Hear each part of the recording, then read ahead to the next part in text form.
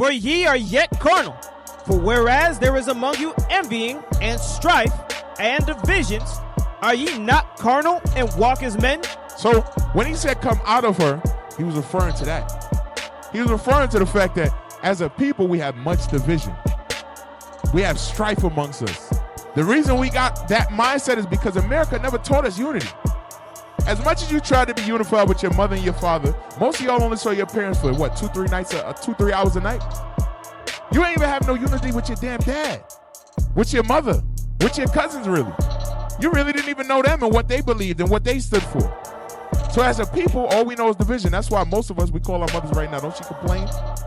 Any of y'all call your mother, she complain? Raise your hand if I'm not talking to myself. Your mother complains. As soon as you call her, you see Betty. I don't know. Betty got one leg and Betty be tripping. You know what I mean? And then the damn Ron, you know, he acting a fool. Like, Ma, shut up. You gossiping. You got hatred on you. That's all we've learned.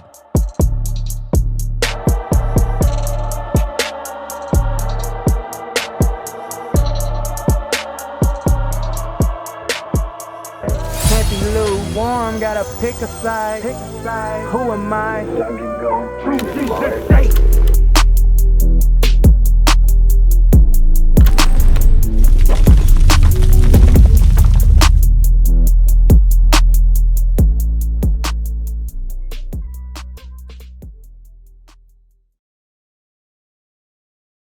Let's read 2 Ezra chapter 9, 2 Peter 3 and 1. Let's start there. We are not going to get through everything, but I'll cut a lot of stuff. We'll figure it out. Book of 2 Peter chapter 3 and verse 1. This second epistle, beloved, I now write unto you. Take your time. Slow down. Read it again. This second epistle, beloved, I now write unto you. In both which I stir up your pure minds by way of remembrance. So when Peter wrote to the people, the goal was to stir up their minds in remembrance, right? To show them things that they needed to do in order to get repentance, right? In order to come back to God. Go ahead. That ye may be mindful of the words which were spoken before by the holy prophets. So these things were written by the holy prophets, right? And these things were written by the apostles. They were written in the Old Testament. So Peter took the Old Testament. He said, I'm going to reference things, and I'm going to reference them with the purpose of building the people up. Right? They got different issues and different problems, and they need them to be fixed. Go ahead. And of the commandment of us, the apostles of the Lord and Savior, knowing this first, that there shall come in the last days scoffers. So we're in the last days now, right? The last days started when Christ came upon the earth. So when the scoffers came on the earth, the scoffers did what? Read. Walking after their own lusts. That's what the scoffers did. They walk after their own lusts. They tell you, hey, you could go on TikTok, right, and shake your behind. You could get drunk, right? You could watch pornography. You can go to Christian church, whatever denomination you want to, Baptist, Pentecostal, whatever you may want to do, right? Go ahead. And saying, where is the promise of his coming? That's what the Hotep community to tell you. Where's the promise of Christ coming? Christ ain't going to return. Do whatever the hell you want, and you'll get salvation at the end. Or Christians tell you, you're going to be saved by the blood of Jesus. You ain't got to repent. You ain't got to get your soul right. This is the same thing that was going on in these times, right? Go ahead. Read it one more time, verse 4. And saying, where is the promise of his coming? For since the fathers fell asleep, all things continue as they were from the beginning of the creation. So that's how people think, that things continue as they were from the beginning of creation. So there's no difference in this time, right, than what was going on before. The people walked on and they continued in sin as if there was no reason to repent. 2 Ezra chapter 9 and verse 1. So when we come into the body, we got to be different, right? Something that got to change in terms of how we look at the scriptures and how the world looks at it. And Peter always wanted to stir the people back up. You got to think, in that time, Peter's talking about people who had the Bible, who knew that they were Israel, and they still had that mindset, that nothing was going on, right? Go ahead. 2 Ezra 9 and 1. 2 Ezra chapter 9, verse 1. He answered me then and said, measure thou the time diligently in itself. Read it again. He answered me then and said, measure thou the time diligently in itself. So he told him to measure the time. If anybody's measured something, right, it's a process. You got to get a ruler or measuring tape. You got to go through, line it up, make sure it's not moving, make sure whatever you're trying to measure against is on point, and then you look at it, you accurately mark where you at in terms of the time. He said to look at where we at in the time of history the same way. Read that again. He answered me then and said, measure thou the time diligently in itself. So see what's happened and see what's going to happen. See what prophecies have already passed and what prophecies haven't passed, so you can measure the time. Go ahead. And when thou seest part of the signs past, which I have told thee before, read, then shalt thou understand that it is the very same time wherein the highest will begin to visit the world which he made. So he's telling you the Lord is going to return when you start to see certain signs pass. So in our mind, we go through life and we say everything is as it is. But if you're understanding the Bible, you're supposed to be able to look in the scriptures and say, this happened, this happened, this happened. Therefore, time is moving forward. The end is getting nearer, right? That's how we're supposed to look at the Bible. Christianity can't do that. The person who's in a hotep can't do that. Islam can't do that because they don't understand the prophecies in the Bible. But you have an understanding. You're supposed to be able to say, this has happened. I see this and this and this. These are signs that the end is coming. Go ahead. Therefore, when there shall be seen earthquakes. So if you see earthquakes, go ahead. And uproars of the people in the world. By show of hands, who sees uproars of the people in the world? Who knows what that is? Somebody yell it out. What is an uproar? Or get a mic. Protest, right? Okay, so a protest, I don't know how you always be answering first. That's crazy. I'm telling you, it's a spirit in you. The point I'm making, right, is there's protests going on in the world, right? So we see that. Protests continue since the time of George Floyd. It's continuing, right? To now you see protest after protest after protest. So he said, in order for you to know that the end is coming, read verse 3 one more time. Therefore, when there shall be seen earthquakes and uproars of the people in the world. So uproars of people in the world, right? I think I sent you something on the war.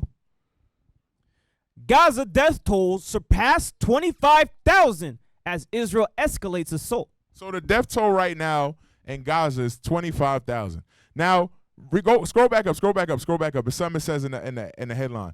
When you look at this war, the purpose of this war is supposed to be to get Hamas, right?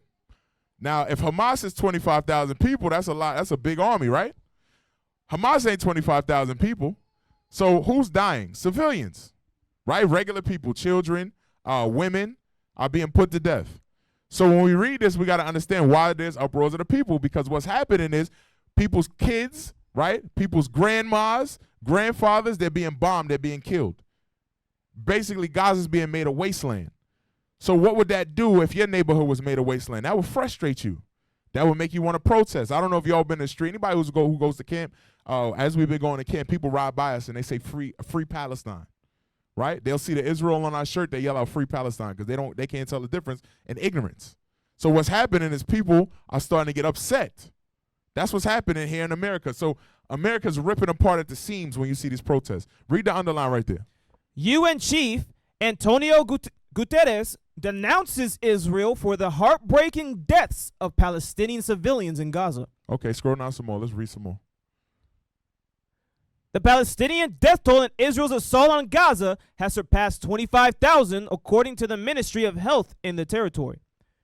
Ministry spokesperson Ashraf al-Qudra said on Sunday that 178 people have been confirmed killed in the previous 24 hours. When we see those numbers, we're like, oh, that's light numbers, right? And again, Palestine is getting their judgment according to the scriptures.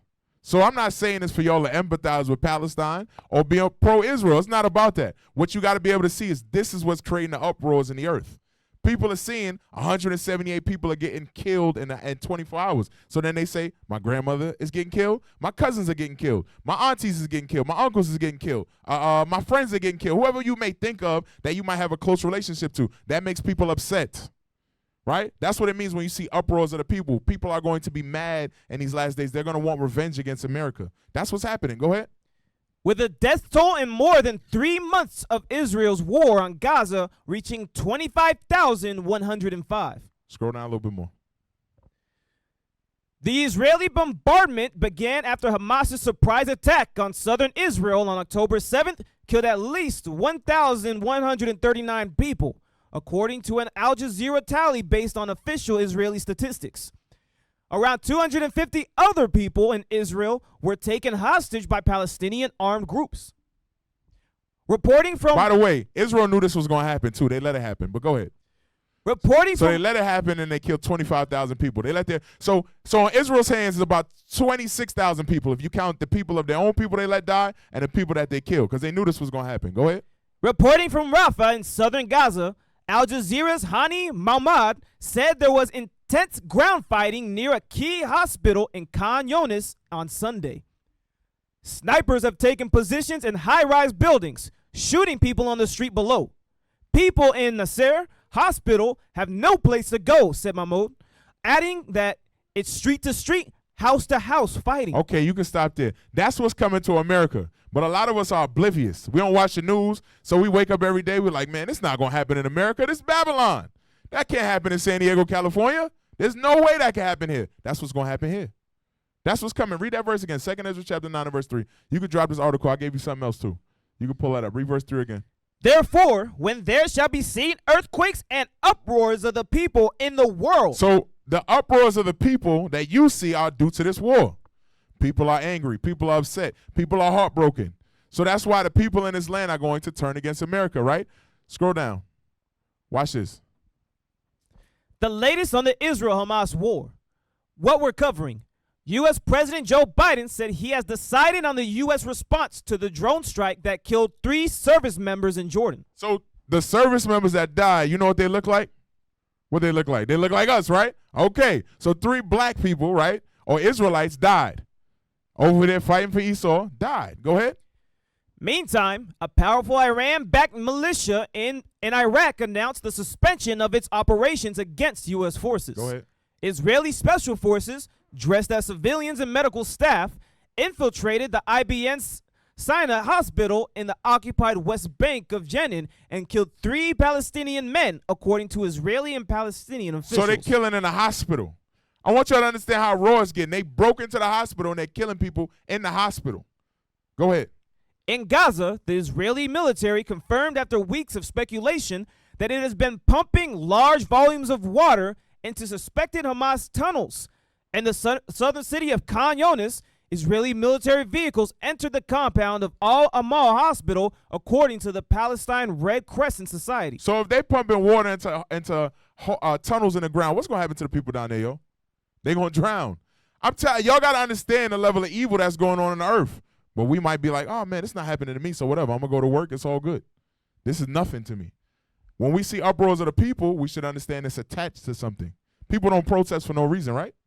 That don't make no sense. Why would I just go outside yelling? There's a reason I'm yelling, because I'm angry about something. Go back to 2 Ezra chapter 9 and verse 3. So now you see why the people would protest.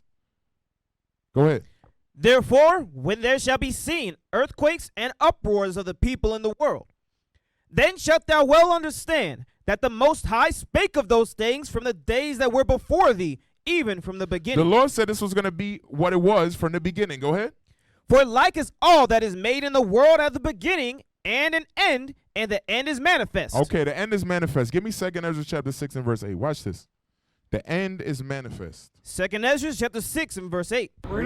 And he said unto me. Take your time. We're not getting through all this, so it don't matter. You ain't got to rush. 2 Ezra chapter 6 and verse 8. And he said unto me, from Abraham unto Isaac, when Jacob and Esau were born of him, Jacob's hand held first the heel of Esau. So Jacob's hand held first the heel of Esau, right? When Abraham had Isaac and Jacob, right? He had 2 sons, right? Jacob had 2 sons, right? He had Esau, right? And Jacob. So now Jacob's hand is holding the heel of Esau when he comes out. Y'all understand?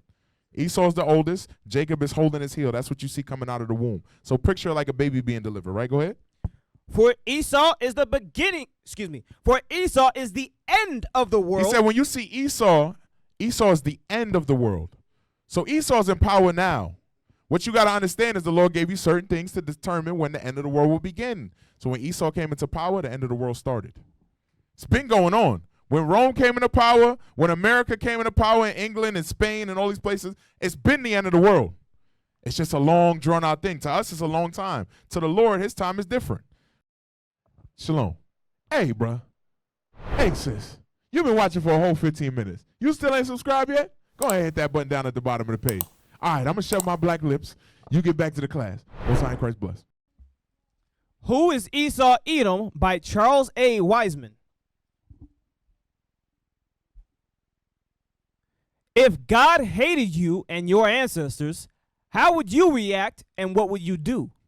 By natural reaction, you would be against God and his people and try to prevent them from finding out you are Esau, the one God is against, knowing that if God is against something, so will his followers. This is not going out. Why is IT telling me scoot over? Relax. Everybody relax. Read it again. like I just spilled coffee, right? Did I spill coffee, officer? Yes, sir. Okay, let's live in reality. I spilled coffee. I need to clean it up, right? Yes, sir. If my Bible stays wet, what's gonna happen to it? I was gonna get all jacked up. Okay, so I have to clean it. All right, so we all on the same page, right? We live in reality, right? If you spill coffee, what would happen? You'll clean your Bibles up, right? All right, come on, IT, stay with me, all right? Y'all relax. Go ahead, read that again. If God hated you and your ancestors, I know it's not you. I'm just talking to all of y'all. Go ahead. If God hated you and your ancestors, how would you react and what would you do? By natural reaction, you would be against God and his people and try to prevent them from finding out you are Esau, the one God is against, knowing that if God is against something, so will his followers. Okay, keep going. We're reading all the way down. Who is it that tries to conceal their identity as Edom, the one hated by God, by claiming to be Israel, the one loved by God? Okay, so that's what Esau has done on the earth. They've claimed to be Israel, the one loved by God. Go ahead. Only one group of people reacts as though God has a hatred for them. That is the Jews. Why do you suppose... Oh, wait. Don't just skip past that. Read that again. Only one group of people reacts as though God has a hatred for them. That is the Jews. That's because the Jews, the people who call themselves the Jews today, are Esau, right? So we all on the same page, and they know it. So this is how they act. Go ahead. Why do you suppose the Jews from organizations such as the Anti-Defamation League to monitor and combat hate and to identify hate groups, would not Esau want to do this? Why is it that it is predominantly Jews who promote the anti-hate laws and other hate crime legislation? If you were Esau Edom, would you not do the same? An Edomite would also want to infiltrate churches and seminaries to get God's people to believe that there is no God of hate, only a God of love and mercy. Only a God of who? Only a God of love and mercy. So not only would they create organizations, they would infiltrate the churches to make you believe that there was only a God of love and mercy. Go ahead. The Jews have done just that in Christendom. Okay, that's all I want. So the Jews intentionally infiltrated Christendom, right? They infiltrated these different organizations to make you feel like the only thing that exists from God is love and mercy, right? It's the love of God. And what that's done to us is change our perspective on who's the evil one in the earth. First Maccabees chapter 1 and verse 7. It's the book of First Maccabees, chapter 1 and verse 7. Now my Bible look rustic, brother. Go ahead. So Alexander reigned 12 years Read. and then died. Okay. And his servants bear rule, every one in his place. His servants refers to his 4 generals that were raised up, right? You got them right there? Lysimachus, Cassander, Seleucus, and what's the one? Ptolemy. There it goes. Go ahead. I'm not looking at it. And after his death, they all put crowns upon themselves. So did their sons after them, many years, and evils were multiplied in the earth. So what happened? Read that And part. evils were multiplied in the earth. It says evils were multiplied in the earth, right? So when Esau reigned on the earth, evils multiplied. So evil grew more and more and more and more. So when you look on the earth, you'll see that evil is continuing to grow. Read Daniel chapter 4 and verse 17. Hey, officer. Yes, sir. Real quick to that point, that goes back to what we read in Job, where it says he's the beginning and end Right, of wickedness. Or was that Malachi? Malachi, right, 1 and 4. Yes, sir. It's the book of Malachi, chapter 1 and verse 4. Whereas Edom saith, we are impoverished. So stop. Whereas Edom saith, we are impoverished. Keep in mind, like the officer brought out, who's Edom? The so-called white man, Esau. Further evidence to that, again, when we're reading First Maccabees verse 10, it talks about, it gives you the Roman names or the Greek names, which are Edomites, who ruled the earth. And when they ruled, what happened? Evils were multiplied. Okay, keep that in mind. Go ahead. But we will return and build the desolate places. Uh-huh. Thus saith the Lord of hosts, they shall build, but I will throw down. They shall call them the border of wickedness. They are the beginning and end of wickedness. Notice how when they began to rule, evil multiplied in the earth. You see how that connects? That's what the officer's showing y'all, so you can put those together and you can see that, hey, this is matching up. This is who these people are. These are the times we're in. That's it. Okay. Daniel 4 and verse 17. Good point. The book of Daniel chapter 4 and verse 17. This matter is by the decree of the watchers and the demand by the word of the holy ones, to the intent that the living may know that the Most High ruleth in the kingdom of men. The who? The Most High ruleth in the kingdom of men. So the Lord rules in the kingdom of men. Go ahead. And giveth it to whomsoever he will. Go ahead. And setteth up over it the basest of men. He said, the worst of all men, the basest of men, I've given the earth. That's Esau. He said, I'm going to give the worst man on earth the earth to rule. Because when I gave the best men on earth the earth to rule, they didn't want it. They didn't want to be in a position of supremacy or power. They hated ruling. So I'll give it to the worst man that I possibly could, and then you'll see how it is to live up under him. You'll see what it's like when he puts you in poverty, and he beats you, and he makes you a chattel slave and gives you his name, and you got to go to work every day, and you got debt, and you got to call him Uncle Sam. Let's see if you like it that way. I mean, I could have ruled, but you didn't like it when I ruled, so let me give it to Esau. That's what the Lord is saying. He's giving the earth to Esau. Revelation 13 and verse 11. Now we complain, right? We stressed out. We call the white man the devil all the time. The Lord did that. If you got a problem, take it up with God. Right? God said he was going to do it, right? Okay. All right, Revelation 13, 11. So now Esau's in power. Watch what it says. Revelation chapter 13, verse 11. And I beheld another beast coming up out of the earth. The beast being referred to there is a man, right? It's another beast, another nation coming up out the earth. Go ahead. And he had 2 horns like a lamb. It say he had 2 horns like a lamb, right? The United States, they have 2 parties. What are the 2 parties that they have predominantly? Okay, so those are the 2 horns, and it said they're like a lamb. A lamb, is that a dangerous animal or is that a peaceful animal? Peaceful, right? That's what it's referring to. It's saying they have 2 horns. They got the Republican and Democrat party, and when they speak to you, they're like a lamb. They're soft and gentle. They say, God bless America. We want to make our school systems better for all the kids in Texas. You ever see them advertisements, right, where the person's running for office and they walking through somewhere, and they're like, vote for me, Doug Brooks. I'm going to like Doug Brooks' forefathers didn't kill all the Native Americans, right? Like Doug Brooks' forefathers don't got black people in jail right now. That's how they portray themselves, as peaceful, whether they're Republican or Democrat. Go ahead. I was going to say, just like how they say, oh, democracy, everybody should have the freedom to choose who they want to be in power and to have decision-making ability. And they say, hey, this land over here needs democracy. Right. They're being ruled by a dictator. We need to give those people freedom. And then they start war with that land to conquer it and take over. Right. And then they go in there, they blow everything up, and they be like, you need more guns to stabilize your country? I can help. I know I killed your president, but I can help. I can help bring peace. That's the lamb, right? That's the lamb part. They give you these 2 parties, and then they give you an idea of peace, right? And it also says that it's referring to America being a Christian society, right? Because they're built on the foundation of God, right? And God we trust. Go ahead.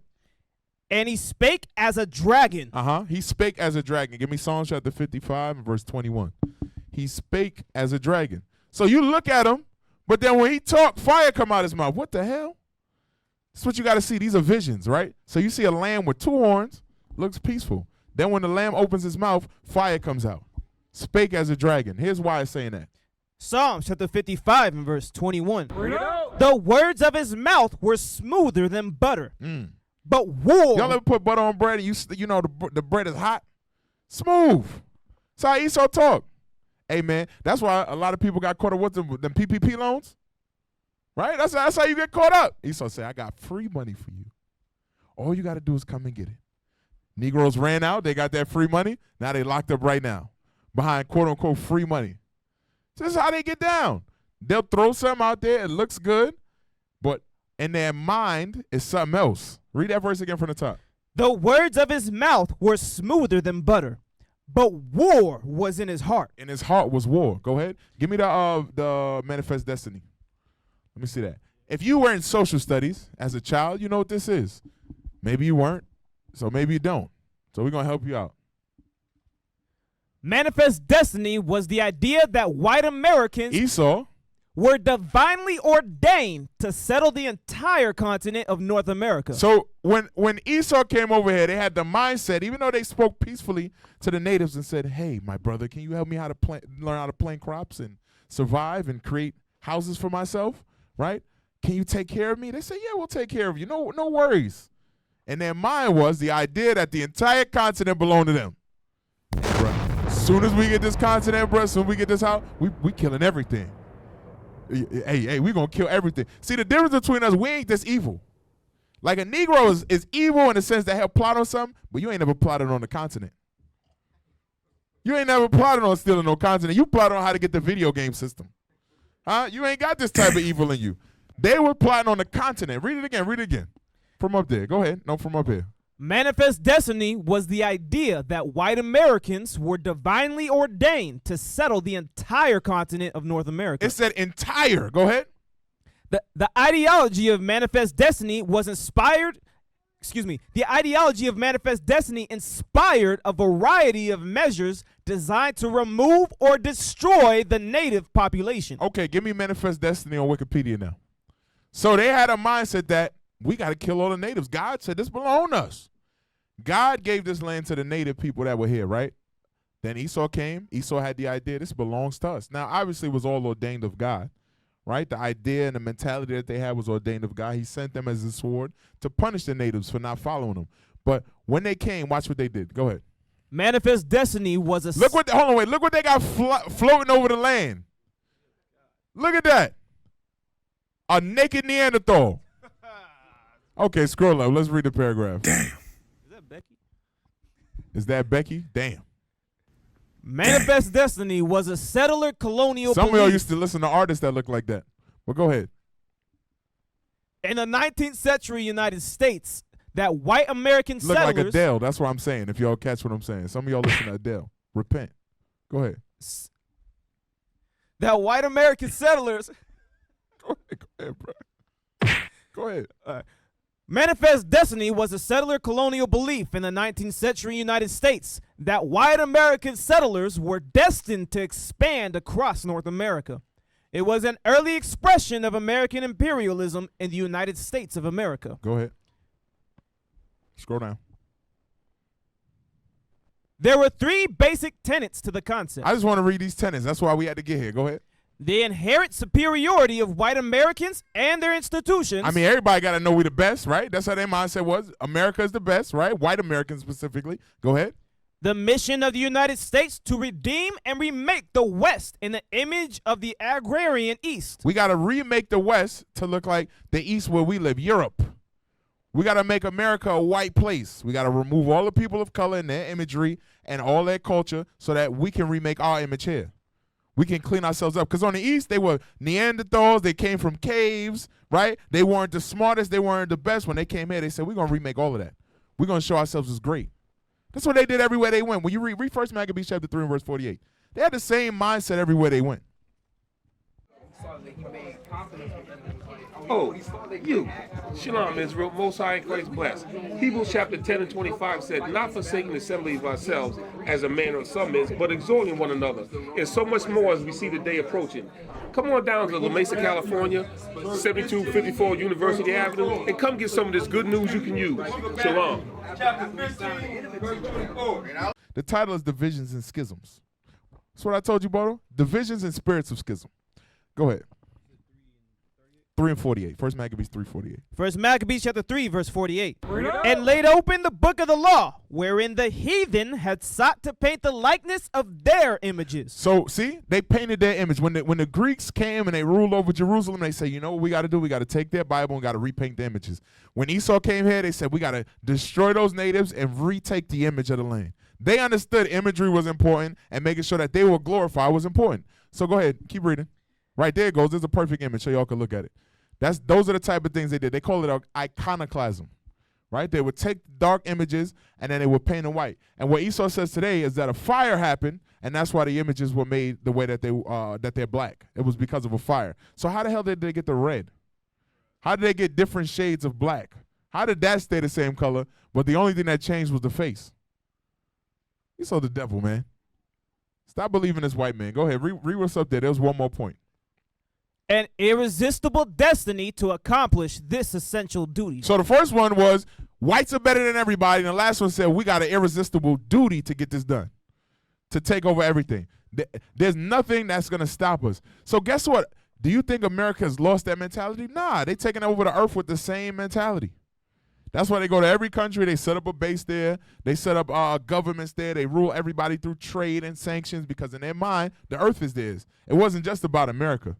Manifest destiny is a small microcosm of what they believe in their mind about the entire place. And the Lord said that they were the wicked, right? So give me 2 Ezra chapter 15. The Lord said that they were the wicked. 2 Ezra, verse 1. 15 and 14. Book of 2 Ezra, chapter 15 and verse 14. For the sword and their destruction draweth nigh. So we're looking at it, right? We know that if Esau's ruling, the sword and destruction is drawing near. That means war, right? That means the end of the earth. So what we see in Palestine is going to come to America. Go ahead.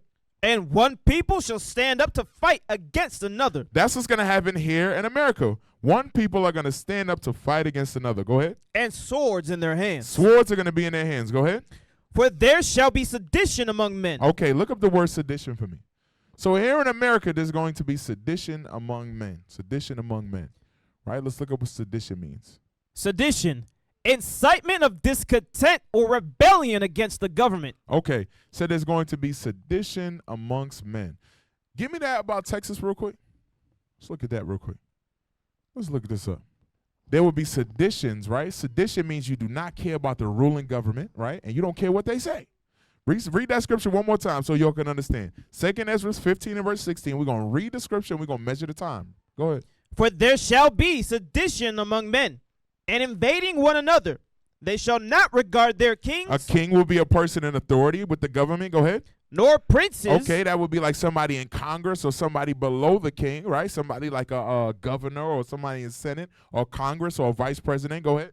And the course of their actions shall stand in their power. Okay, so what they're going to do is going to be based upon how they feel, their power. So watch this. Let's read this article. Let's see what's going on with Texas. Read the date down there real quick from when this was from. January 30th, 2024. How long ago? 6 hours ago. Okay, so I'm not making this up. This is from today, right?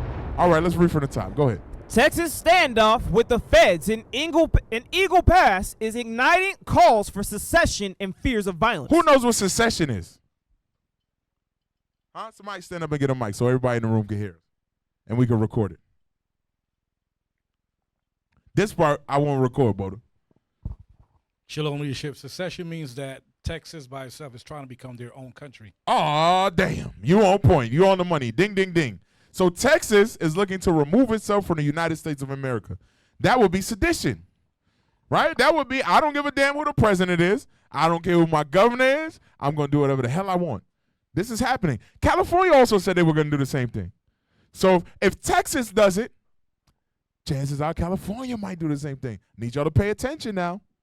Right? The world, this bubble ain't what you think it is. I know you in your bubble, you go to work, you go, it's a sunny day in the neighborhood. Play that Mr. Rogers theme song for me. Let's get that. That's how brothers walk through life. Get that while we read this. This is how brothers walk through life. Mr. Rogers theme song in their head. Go ahead. The calls for Texas to defend itself and defy the federal government have set fire to a long simmering fight over states' rights, emboldening right-wing figures. Scroll down. So now it's emboldening right-wing figures. I want you to think, when in the past did the country have this same type of thing happen? When did America have this happen? When? Oh, so this would create a what? Oh, interesting. Okay. All right. All right. So remember what I just told you. There's going to be war here. So this will create a civil war. If the right wing, which is the Republicans, say we're going to remove ourselves from the country, then that leaves who? Democrats. Or what was known in the past as who? The Union. To fight against who? The Republicans, which will create a civil war. That's what we're on the verge of. I know we sleep and we go to work every day. We're like, ain't nothing going to happen. I'm just going to be an Israelite. I'm going to get to come to the Sabbath every day. No, Esau about to fight each other here in this country. A lot of wars about to keep happening. That's biblical prophecy we're reading. Keep reading. Watch.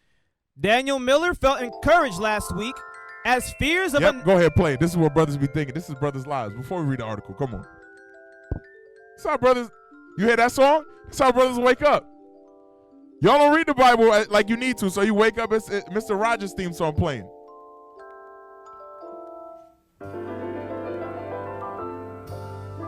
This is what be happening. I'm telling you. This is what be going on. It's smooth. You get your coffee. You put your bag on. You pull up your socks. You're like, oh, man, we're going to start the day. You can cut it. You can cut it. You can cut it. Meanwhile, Mr. Rogers is about to kill somebody. Mr. Rogers is ready for war. His basement got a damn a bunker in it. Yours don't. Damn. Right? Go ahead. Read it. Daniel Miller felt encouraged last week as fears of a new civil war trended. Wait a second. What did it say? Daniel Miller felt encouraged last week as fears of a new civil war trended online, and a coalition of powerful Republicans coalesced behind Governor Greg Abbott's standoff with the Biden administration. As a longtime leader of Texas' unlikely secession movement, Miller has for decades argued that the state is in a stranglehold by the federal government that eventually would prompt enough popular support for a vote to leave the union. The past week only reinforced that belief. It validates and confirms the position we've had all along, which is that if Texas ever wants to truly secure its border, the only way we're going to do it is as an independent and self-governing nation. So the goal is let's keep Northern Kingdom the hell out of here, right? The Biden administration wants to put up wires, right, or doesn't want to put up wires. Texas said we want to put up a border. We want to make sure that they cannot cross over. So there's a war between the Senate, right, or basically Biden administration, and then this guy, Governor Greg Abbott, who's saying we can govern it ourselves. If they cross, we're going to kill them. We're going to take them to jail. We're going to send them back. But we don't want to set up something where they could get caught and released. We don't want to do that. We want to keep them out. So he's against what the Biden administration's policy is. Watch. Let's go and explain. At issue is the 47-acre Shelby Park in Eagle Pass, where Texas has for months been laying concertina wire along the Rio Grande to prevent migrants from crossing. In a 5-4 decision early last week, the U.S. Supreme Court sided with the Biden administration, allowing U.S. Border Patrol agents to cut the wire to apprehend people who had crossed the river. So the Border Patrol agents are able to cut the wire and they catch people. Go ahead. The narrowly written decision, which didn't speak to whether the state had to stop laying new concertina wire, has emboldened Abbott, who vowed to continue his fight against the high court and federal government, citing Texas' right to defend itself from what he claims is an invasion of migrants. So he's laying wire down. Biden's saying we're just going to catch and release them, right? We're going to set people up. We'll catch and release them. We're fine. We don't want to lay no wire down. So there's a war between them two in terms of what the policy should be in terms of allowing immigrants to come into the country. This is causing Texas to say, we're going to move out of there, right? I just want this paragraph, then we're going to go to the next article and look at the map. Watch. By week's end. By how long? By week's end. In a week. So while we was playing Mr. Rogers and enjoying our lives and not paying attention to the times, this happened last week. Go ahead. And as the Texas National Guard and state troopers continue to roll out wire and stifle federal agents' access to much of the park, Abbott's defiant calls. So Abbott took the Texas National Guard and the state troopers who are from Texas and made it so that the federal agents could not go into the park anymore. Y'all understand? So he's restricting the federal government's access to land. That's an act of war. Anybody who's in the military, you understand that, right? If you tell the military you cannot go into my land, right? You're saying my state is in control. That's an act of war. Because you don't govern that. The federal government should be above the state. Not anymore. Not in Texas. Go ahead. Abbott's defiant calls were backed by 25 Republican governors, former President Donald Trump, U.S. House Speaker Mike Johnson, and nearly all of Texas' congregational delegation. Okay, give me the next article. So 25 Republican governors said this is the right thing to do. So if the government comes in, let's say they bomb Texas, or they go to war with Texas, or they respond with force, what's going to happen? Scroll down. Let's look at the map. Let's see who agrees. What states are supporting Texas? Signatories of Republican governor's statement backing Texas Governor Greg Abbott. Abbott and the Biden administration have been going head-to-head over border control jurisdiction in Texas. Okay. Now look at the states that agree. Want me to read the key? Yep. Red, signed statement. Blue, Democratic governor. Green, Republican governor did not sign statement. Okay. So all of the red agrees and they signed a statement with him. What that look like, California? Look like you in trouble? Look like you in trouble. Look like you ain't going to the middle of the country talking about you from California if a civil war pop up. You stuck. This is the type of stuff that's going on. We got to wake up. Scroll down. Read the list. Governors from the following states signed a statement supporting Texas Governor Greg Abbott: Alabama, Alaska, Arkansas, Florida, Georgia, Idaho, Indiana, Iowa, Louisiana, Mississippi, Missouri, Montana, Nebraska. Some of y'all been to these places. You're like, damn, my cousin from Nebraska. Yeah, your cousin about to be in a civil war. You ain't pulling up to a mom from California. You're going to stay here behind right where you at and relax. This is what's about to happen. Watch, we're going to go back to the scriptures. It's going to explain. Go ahead. Nevada, New Hampshire, North Dakota, Ohio, Oklahoma, South Carolina, South Dakota, Tennessee, Utah, Virginia, West Virginia, Wyoming. Now let's go back to the scriptures. Watch what it say. This is 2 Ezra chapter 15 and verse 16. Watch. 2 Ezra chapter 15, verse 16. Start at 15. Verse 15. Start at 14. Verse 14. Woe to the world and them that dwell therein. It says destruction to the world and them that dwell therein. Go ahead. For the sword and their destruction draweth nigh. Destruction is coming. Go ahead. And one people shall stand up to fight against another, Uh-huh. and swords in their hands. Go ahead. For there shall be sedition There shall be uprising. Go ahead. among men, Uh-huh. and invading one another. Invading from one place to another. Go ahead. They shall not regard their kings, They don't give a damn what the president say. Go ahead. nor princes. We don't care what the vice president say. Go ahead. And the course of their actions shall stand in their power. There's going to be frequent uprisings. Go ahead. A man shall desire to go into a city, and shall not be able. Man, I want to go to Nebraska, but you can't because Nebraska's going to be a police state. Because the city of Nebraska is going to set up their own territory with their own National Guard, with their own police force, with their own state police. And you're going to say, dang, I want to get on a plane and go to Nebraska. And you ain't going to be able to do that. Not like you used to. That's what's coming on the earth. But we're so oblivious to these things that the people ain't looking at it like it's going to happen. To a lot of Negroes, it's impossible that there'll be a civil war here. Go ahead. For because of their pride, and the cities shall be troubled, the houses shall be destroyed, and men shall be afraid. Read. A man shall have no pity upon his neighbor, but shall destroy their houses with the sword, and spoil their goods because of the lack of bread, and for great tribulation. And because of this, there's going to be no food. There's going to be a famine. There's going to be war going on. People are going to be robbing and stealing from one another, right? What we got to understand is when this happens, that means the country's going to be breaking down, right? Meaning there's going to be a lack of unity in the United States. So how are we going to survive it, right? Give me 1 Maccabees chapter 1 and verse 41. What we see as a united front, it's never been a united front. The United States has never been united. Esau has never been one to take care of each other and look out for each other. They've always been about division and evil. But to many of us, our unity or our loyalty is attached to this country in the ways that we've been taught from America. Go ahead. 1 Maccabees chapter 1, verse 41.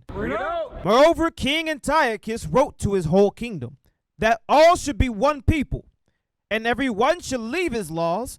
So all the heathen agreed according to the commandment of the king. So the point here is that what? King Antiochus, he was a Grecian king. It was from Seleucid dynasty. He said that everybody should leave his laws and agree to the king. America, when you come over here, you have to leave whatever your nationality is. You may be Indian and have your own customs and culture in India, but when you get over here, guess what you're going to do? You're going to watch baseball, right? You're going to watch football, basketball coming on the TV. We're going to give you some hip hop, right? We're going to give you some country music, and eventually you're going to like something. You're going to assimilate. We're not going to allow you to come over here and be Indian. You putting a suit on when you want to do a job interview. So what they've made you do is leave what is yours and find unity and being on the same page with them versus being on the same page with what your culture is and what your nationality is. That's how Esau has governed for all these years. Go ahead, verse 42. Verse 42. And every one shall leave his laws, so all the heathen agreed according to the commandment of the king. So all the heathen say, I'm fine with that. I'm fine with living in the land of milk and honey and leaving my nationality and my culture and whatever I got going on so I can have this unity in America. But what happens when that unity crumbles? What happens when that ain't a thing no more? What happens when Texas got 25 states that say, yo, we going to war, and you Indians get the hell up out of here, and you Chinese people get the hell up out of here? Where you Negroes going? Where's your unity at? Where you going? Southeast? Where you going? Negroes going to be killing each other because we have no law. We lawless. So the first ones that's not going to be able to unite is us because our unity is in this world, a lot of us. And we don't see that coming. We don't understand how important it is to be unified and be in His truth, right? Give me Daniel chapter 7, verse 40. We can't see it because America's putting our head that the unity is with them. But they know, they're like, shoot, when all this blow up, I got me a bunker. You know what I mean? Daniel 7 and verse 40. Daniel 2 and 40, my bad. Daniel 2 and 40, my fault, Joe. The book of Daniel, chapter 2 and verse 40. And the fourth kingdom shall be as strong as iron. The fourth kingdom is referring to America, right? It's referring to Rome, sorry, right? Daniel 2 and verse 40, referring to Rome. Go ahead. For as much as iron breaketh in pieces and subdueth all things, and as iron that breaketh all these, shall it break in pieces and bruise. So the fourth kingdom was referring to Rome, right? So Rome rose up on the earth. And Daniel 2, you see the order of all the kingdoms that were ruling on earth, right? That's what's going on here. So you got Babylon, Persia, Mede, Greece, and Rome, right? We just jump into Rome for time's sake. So verse 40 is referring to Rome. So read. Verse 41. And whereas thou sawest the feet and toes. The feet and the toes in the statue of Daniel is referring to America, right? The feet and the toes. Go ahead. Part of potter's clay. How many toes do you have? 10. That's referring to the 10 horns, right? So the 10 toes refers to the 10 horns, right? You got the 10 horns written in your Bible? All right, go ahead. Boda, if you could pull it up, pull it up. You should have it. Go ahead. Part of potter's clay and part of iron. The kingdom shall be divided, but there shall be in it of the strength of the iron. For as much as thou sawest the iron mixed with miry clay. So when you see the statue, on the statue there was iron and then there was clay. That's referring to these different nations here in America, right? Iron and clay. You got Esau, you got Indian folk, you got Chinese, you have the Israelites here. All these people are not going to mix, just like iron and clay don't mix. Those are two things that you cannot turn into one. Go ahead. And as the toes of the feet were part of iron and part of clay, Read. so the kingdom shall be partly strong and partly broken. That's what it's referring to America. The kingdom is partly strong, but it's partly broken too. And what they've showed you is that it's strong. They've showed you warfare and that we're all on the same page and that we're going to rule forever. But they haven't showed you that we got division in this country. People don't really agree with us. When people disagree with us, we just kill them and put them to death. We act like everything's okay. Right? We put them in camps, right? Guantanamo Bay, so you don't hear from them no more. The political prisoners, we bombed them, we killed them, we got rid of them. This country has never been unified because in order for it to be created, they had to kill everybody who was here and put them on a little section and say, you're going to be the natives and we're going to keep you off on the side right here. And you blacks, we're going to keep you in the hoods and hide you. And you Chinese folk, we know we don't like you either, but we're going to give you enough so you don't rise up against us. Here's the image of the statue, right? So the head you see is Babylon, then you see Persia is a chest, thighs is of brass, right? Scroll down, you see the legs of Rome, and then the feet, right, refers to the Roman Empire and America, right? Because Rome fell and then it came back as America, right? I'm abbreviating for time's sake. You can find more about it in Revelation 17. All right, verse 43, watch. And whereas thou sawest iron mixed with miry clay, Go ahead. they shall mingle themselves with the seed of men. See, he says, therefore, as y'all saw iron mixed with miry clay, that America, Esau, was going to mix itself with the seed of men. All the other nations. Go ahead. But they shall not cleave one to another. They shall have division. They shall not cleave one to another. Go ahead. Even as iron is not mixed with clay. Uh-huh. And in the days of these kings shall the God of heaven set up a kingdom, which shall never be destroyed. The kingdom that's never going to be destroyed is you men and women that I'm looking at. Y'all are the kingdom that won't be destroyed, but he said in the days of these kings. It's referring to the kings that we just read about. In the days of Babylon, right? In the days of Persia, Mede, Greece, Rome, and now America, I'm going to set up the Israelites. They're going to be a kingdom that will never be destroyed. Go ahead. And the kingdom shall not be left to other people, Uh-huh. but it shall break in pieces and consume all these It kingdoms, shall break in pieces and consume all these kingdoms. Go ahead. and it shall stand forever. So when Jacob rules, he's going to rule forever. That's what it's telling you. Esau was the end. That's what we see when America and Rome came on the scene. Jacob was going to come, break down this kingdom that exists today, and rule forever. Read verse 45. It's going to explain. For as much as thou sawest that the stone was The stone is referring to Christ. You can read that in 1 Corinthians 10 and 4. We moving on for time's sake. Go ahead. was cut out of the mountain without hands, and that it break in pieces the iron, the brass, the clay, the silver, and the gold. Christ will break down all these kingdoms. Go ahead.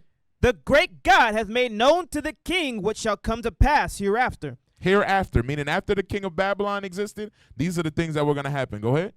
And the dream is certain, and the interpretation thereof sure. The dream is certain and the interpretation thereof is sure, right? Habakkuk chapter 2 and verse 5. Let's see if Habakkuk saw the same thing. So the prophets knew America wasn't going to last. When they saw the visions of America, they saw it being destroyed. But America, to the Negro today, portrays itself as Mr. Rogers' neighborhood. Everything is good. We're going to be okay. That's why we don't know about what's going on. We watching the news. We saying everything is sweet, fine and dandy. But the world is crumbling as we stand on it. This America is being destroyed from the inside out. Go ahead. Habakkuk chapter 2, verse 5. Yea, also, because he transgresseth by wine, he is a proud man. Neither keepeth at home, who enlargeth his desire as hell. He enlarges desire as what? As hell. Go ahead. And is as death. He's as hell and as death. He putting everybody in captivity. Go ahead. It cannot be satisfied. Read. But gathereth unto him all nations, and heapeth unto him all people. Uh-huh. Shall not all these take up a parable against him? Won't all these nations that he's gathered to himself take up a parable against him? Go ahead. And a taunting proverb against them? Do you think the Palestinians that are having their children killed, you think they're going to be okay with America now? That ain't going to happen. Go ahead. And say, woe to him that increaseth that which is not his. Destruction to him that stole everything from me. Go ahead. How long? And to him that ladeth himself with thick clay. With what? With thick clay. Clay is referring to all these other nations. He ladeth himself. He covered himself with all these other nations. Thick clay. That's what we read in Daniel chapter 2. Go ahead. They shall not rise up suddenly. Read verse 7 again properly, please. Shall they? Shall they not rise up suddenly that shall bite thee? Shall they not rise up suddenly that shall bite thee? Go ahead. And awake that shall vex thee? Uh-huh. And thou shalt be for booties unto them. The sleeper cells that are in this country are going to awake. This country will be destroyed from the inside out. That's what it's referring to. Go ahead. Because thou hast spoiled many nations. Because the nations that these people are from, you destroyed them. They can't go back home. You made their governments collapse. Their dollars fail. You put sanctions on the places that come. They were forced to come here, and then when they got here, you treated them like ish. So you don't think they're going to rise up against you? As we see the Civil War and see seditions rising and all these things going to happen in America, it's going to make the people that are here turn against America itself. So not only will they be fighting each other, they're going to have enemies of the other nations here. There's no unity here. But in our mind, there's unity in America. Go ahead. Because thou hast spoiled many nations, all the remnant of the people shall spoil thee, because of men's blood, and for the violence of the land, of the city, and of all that dwell therein. Okay, give me Mark chapter 3 and verse 24. Christ says something here. Book of Mark chapter 3 and verse 24. And if a kingdom be divided against itself, that kingdom cannot stand. See what he said? Go ahead. And if a house be divided against itself, that house cannot stand. Read. And if Satan rise up against himself and be divided, he cannot stand, but hath an end. No man. So that's it. And if Satan rise up against himself and be divided, he cannot stand, but hath a what? An end. That's what America has. When you see the Republican governors, right, going against America, that's the end of America. That's what's happening. But in our mind, we don't see that. We go to work like everything going to be all right, and you're going to be able to cash your check, and everything's going to be fine and dandy. Revelation chapter 18, verse 3 through 4. So division is here. And what we learn from America, despite the fact that they painted it as a spirit of unity, is division. That's what you learned in your schools. You learn. Think about it. All of us been to high school. In high school, did everybody kick it together? Was there unity in high school?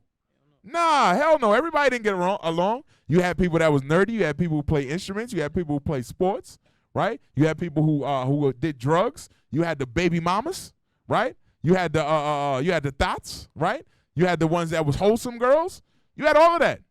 You had all of that in high school. You had the Asian kids. You had the white kids. You had the black kids in the corner. So how do we now have an idea that there's unity here? There ain't no unity in America. So if you ain't unified with this, even y'all that's in the military, ain't no damn unity in the military. As soon as y'all get out of ranks, you go with the Negroes and the Asians go with the Asians. They hate your black ass. They hate you. But you say, yo, we fighting for this one country. Ain't no one country. Revelation chapter 18 and verse 3. But I'm telling you, they got you. They got you playing Mr. Rogers, thinking this is our country. That's what the Negro will tell you. Our country has to stand up. Go ahead. Revelation chapter 18, verse 3. For all nations have drunk of the wine of the wrath of her fornication. And the kings of the earth have committed fornication with her. And the merchants of the earth are waxed rich through those are the corporations, right? They've all drunk of the lies of America, and they got rich off of her. They did all the sin that America did because they saw the benefit. Yo, if we come to America, we're going to get rich. So if I'm from India, why wouldn't I come here and get rich? If I'm Asian, why wouldn't I come here and get rich? If I'm Palestinian, why wouldn't I come here and get rich? If I'm from Iraq, why wouldn't I come here and get rich? I see the benefit. All the corporations deal with America because they see the money. Go ahead. And the merchants of the earth are waxed rich through the abundance of her delicacies. Read. And I heard another voice from heaven saying, come out of her, my people. But there's another voice that he heard in this vision that said, my people, stop dealing with America. Come, bring your behinds and get the hell out of her customs. Get out of the mindset of her being okay. Get out of the mindset of her unity, thinking that you won with her, that everything's going to be all right. Come out of her, my people, because I understand they going to kill each other over there. All of them that you see that look like they in the same group, they about to jump each other and kill each other. I need you standing over here so you can watch the fight. That's what you need to be doing in these last days. But the Negro is so engulfed in America that he don't see the need to come out of it. You so caught up in what America's doing and what they got going on that you think this thing gonna last forever. That's what they want. That's Satan's job, you men, so you understand. Satan's job is, I know I'm dying. I'm about to go down. I just got to take a few of you with me. Let me get 2/3. Satan's job is, let me get 2/3 of you to burn with me. That's my job. That's why I was created, to get 2/3 of you and the 9/10 of the people to burn with me. That's his job. He's doing a damn good job too. We got a job. Collect the 1/3, the 144,000, and 1/10 of the remnant of the people. That's our job. But Satan doing his job. The question is, who you going to be unified to, Satan, right? Or you going to be unified to God? Go ahead.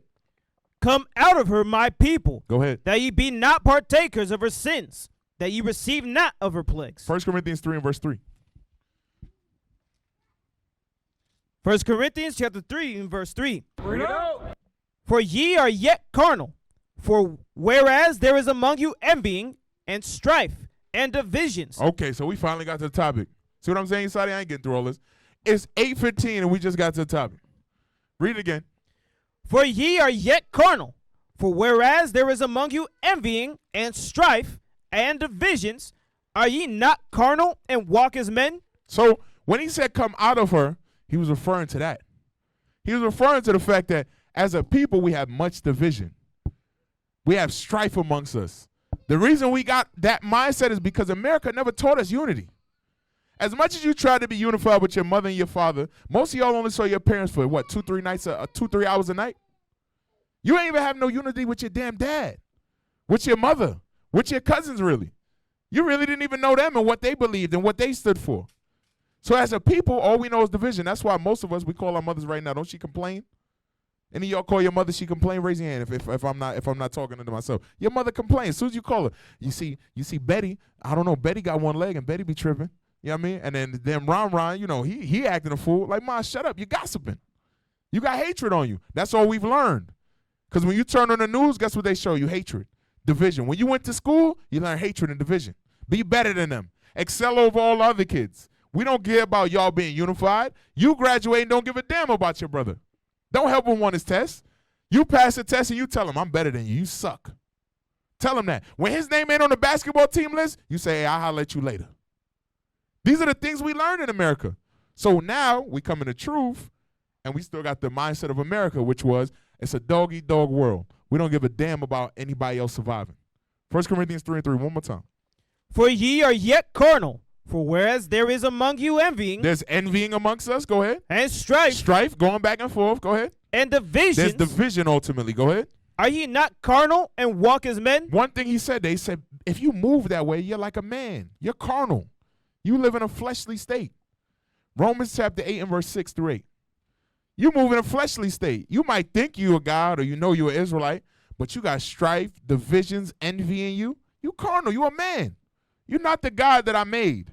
You're not the Israelite that's supposed to rule forever. You don't deserve immortality yet.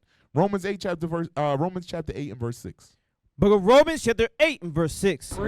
For to be carnally minded is death. Wait a second. He said to be what? To be carnally minded is death. To be carnally minded is death. Go ahead. But to be spiritually minded is life and peace. Because the carnal mind is enmity against God, for it is not subject to the law of God, neither indeed can be.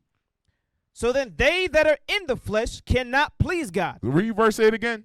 So then they that are in the flesh cannot please God. If you move with this carnal mind, you have an attachment to carnal things and not to Christ, you can't please God. It's impossible. You don't have the ability to, because your mindset is caught up and occupied in sin. So you have strife, division, envying among you. Read 1 Corinthians chapter 12, verse 24. These are the things that we've been taught in America. We ain't been taught how to have unity. None of us really learn biblical unity. You got to learn that now. You didn't learn how to really be on the same page and how to have be on one accord with somebody. You don't know that. Because you know why? This is how I know Negroes ain't learn unity. Because when you wake up in the morning, the first thing you think about is you. Right? Who tell me I'm lying? The first thing you think about, you don't say, what do everybody else in the house got going? What's going on in our nation? You say, what do I got to do today? Because you don't give a damn about nobody else. That's what you've been taught. Think about you and what you got going on, and then you fit everybody else in around what you got to do. But a man who's learned how to take care of his people and put his people first, he wakes up and says, what do the people need first? What does the nation need first? What does my family need first? Then you fit time in for you. Whether that's late at night, whether that's late early in the morning, then you fit you in because you put you last. But you ain't learned that mindset. What you learn in America is, damn, these Negroes, take care of yourself. If your mom ain't right, damn her. If your cousin ain't right, damn her. And as a result, you bring that spirit into the body. 1 Corinthians chapter 12, verse 24. 1 Corinthians chapter 12 and verse 24. The Corinthians had a whole bunch of issues with division. 1 Corinthians 12, verse 24. For our comely parts have no need, but God hath tempered the body together. God put us together as a body. All of you men and women that are in here, go ahead. Having given more abundant honor to that part which lacked. He said the more abundant honor should be to the part of the body that is the weakest, that lacks. Go ahead. That there should be no schism in the body. Look up the word schism. He said the purpose of that is so that there should be no schism in the body. So a lot of us, right, we come to the school, you, especially you brothers that's newer, we'll ask you, we say, where's brother such and such at? You pull up to the school, you are happy, like, yeah, I made it, man, I'm first. Yeah. Yo, where's brother such and such? I don't know. Because you still a nigga. That's why you don't know. Right? Because in your mind, you're like, I don't care where that sister's at. I don't care where that brother's at. They don't got nothing to do with me getting the kingdom. But the Bible just said that you're supposed to what? Give more abundant honor to the part that what? Lacked. The part that was weak. We don't got that mind yet. That's what creates the division and the schisms among us. Because then we say, yo, damn, that brother wasn't even here. Who give a damn about him? I don't care about him. And we treat each other as such. That's how we've grown as a nation, right? So when you look at the black community today, they don't care about the person who's weak. That's why everybody got a crackhead in their family, because nobody stopped them from being a crackhead. Nobody said, let's gather around the crackhead, let's watch him, let's be on shifts and stop our life and our work to make sure he gets off crack. They said, Ronnie a crackhead, just don't let him in your house. Ronnie gonna steal your stuff, just don't let him in your house, because we hate each other as a people. That's what we learned. Read that. Schism, noun. Division or disunion, especially into mutually opposed parties. In my family, there's actually a light skin side and a dark skin side. You know what I mean? I don't know where I fall. No, I'm joking. I know where I fall. read it again. Division or disunion, especially into mutually opposed parties. Yeah, Benjamin's like that. Scroll, look at A. Look at A right there. Yes, sir. A formal division within or separation from a church or religious body over some doctrinal difference. Okay, so give me 1 Corinthians 1 and 10 now. So he said, actually read 12 and 25. I don't think you finished the verse. Then we'll go to 1 Corinthians 1 and 10. Yes, back to 1 Corinthians 12 and 25. 1 Corinthians chapter 12, verse 25. That there should be no schism in the body, but that the members should have the same care one for another. Okay, so that the members should have the same care one for another. That's how you eliminate a schism. But when the members don't care about each other, what you got? Divisions and schisms, right? That's what you get. Because I don't care about this brother. I don't care what he lacks. I don't care what's going wrong with him. Who gives a damn? That don't got nothing to do with me. Because that's what we've learned in America. Because America don't care about the weak link. Kill the weak link. Kill the weak link, let the strong survive. That's how America operates. 1 Corinthians 1:10. 1 Corinthians chapter 1, verse 10. Now beseech you, brethren, by the name of our Lord Jesus Christ, that ye all speak the same thing, and that there be no divisions among you. There be what? No divisions among you. So Paul told the church that there should be no division among you. There shouldn't be any schisms or division amongst the nation of Israel. That was what's supposed to be different to the nation of Israel that's going to stand forever and America. Because America has what? Divisions and schisms, which will lead to their destruction. We read that a nation divided against itself has an end, right? And he said that this nation will stand forever. So what does that mean we're going to be in the kingdom? Will we have divisions then? We won't. But we got them now. That's why we can't get to where we need to get to. Go ahead. But that ye be perfectly joined together in the same mind and in the same judgment. Okay, so you said they had to be perfectly joined together in the same mind and same judgment. Galatians chapter 5, verse 17.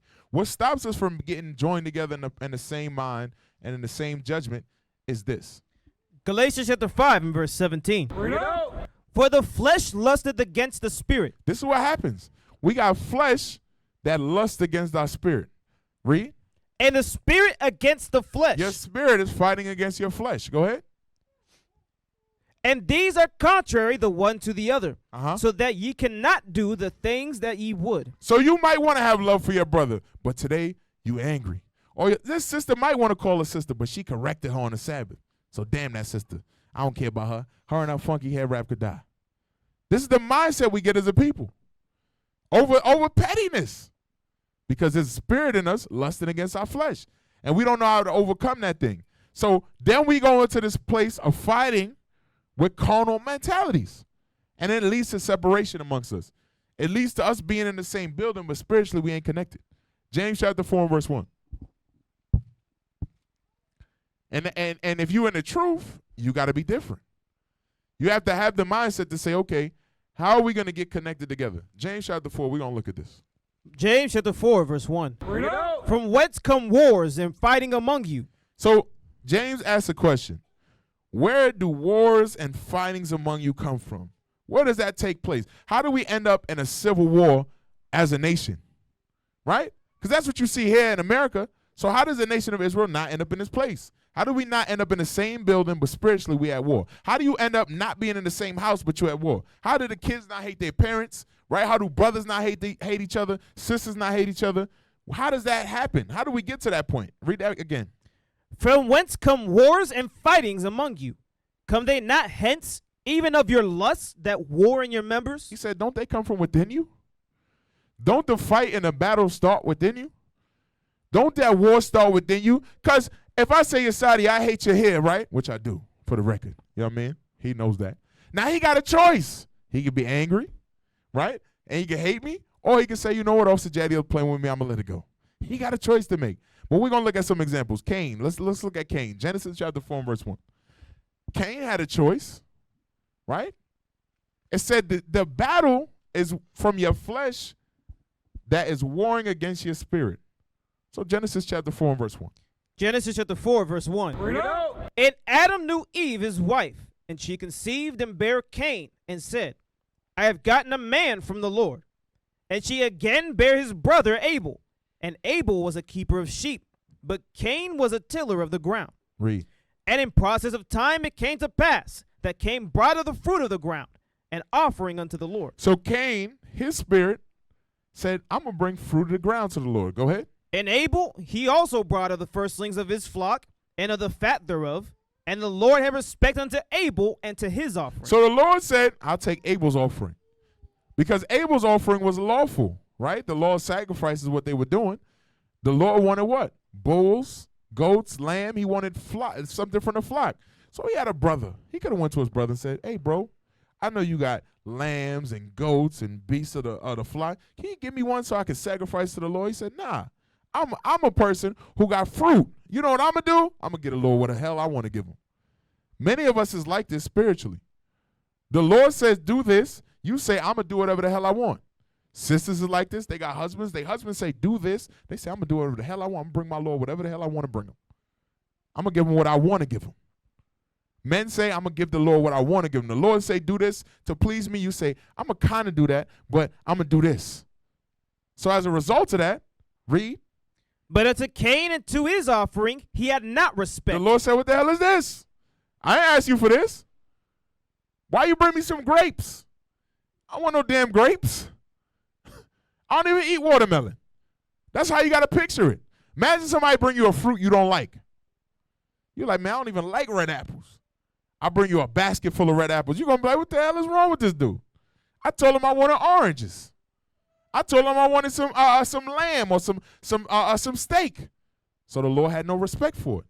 Spiritually, this is how the Lord looks at some of us. Because within us, there's a war and there's a fight. And it creates division first and foremost with God.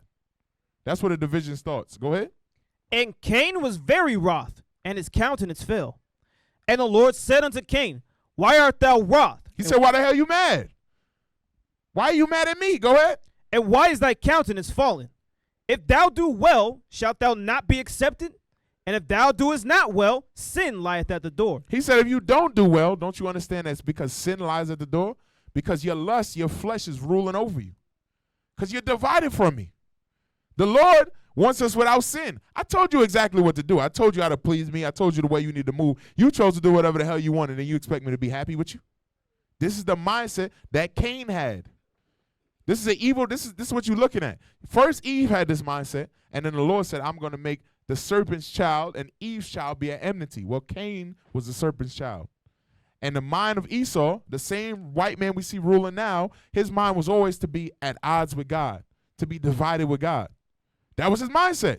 That's what you see today. I'm going to do everything in my power to be at odds with God. And what they've taught you is you can be at odds with God too, and you're going to be just like me. You'll be powerful. You'll be rich. You'll be a God, right? You'll be on some sort of level. I'll give you a rank and a title, whatever you want.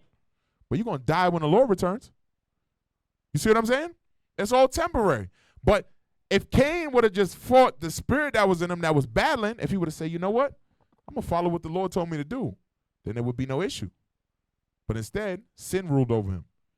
The war and the fight started within him, first and foremost. Keep reading, watch. And unto thee shall be his desire, and thou shalt rule over him. Sin was referring to Satan. Satan will rule over him. Go ahead. And Cain talked with Abel his brother. And it came to pass, when they were in the field, that Cain rose up against Abel his brother and slew him. So he went from being angry now to killing his brother. Now he had a what? That would be called a what? A war. It went from spiritually having an issue to the Lord, yo, why the Lord mad with me, bro? I'm upset. To, yo, why the Lord like you so much? I'm about to kill his behind. This is what's happening in the last days. The ones that follow the Bible are going to be put to death by the ones that don't follow the Bible. John chapter 8 and verse 44. That's what America is. You're behind enemy lines and you don't know it. And what you got to look to your left and your right and understand is the brothers and sisters that come in here, our job is to stay united with them. Our job is everybody that comes in these doors is to make sure that they don't have a division with God. To examine that about them and make sure that they're not divided with God. Because if they are, then they're our enemy. But our job is to say, bro, you all right? You battling something? You dealing with something? If you are, then you can be disconnected from God in that way. Then that will turn you to the point where you like Cain. Where you willing to kill me? Where you willing to kill your people? Where you're willing to choose to die with this society. That's how we get to the point of having a division, right? And a spirit of schisms. That's how we get there. John 8 verse 44. Watch what it says. John chapter 8 verse 44. Ye are of your father the devil, and the lust of your father ye will do.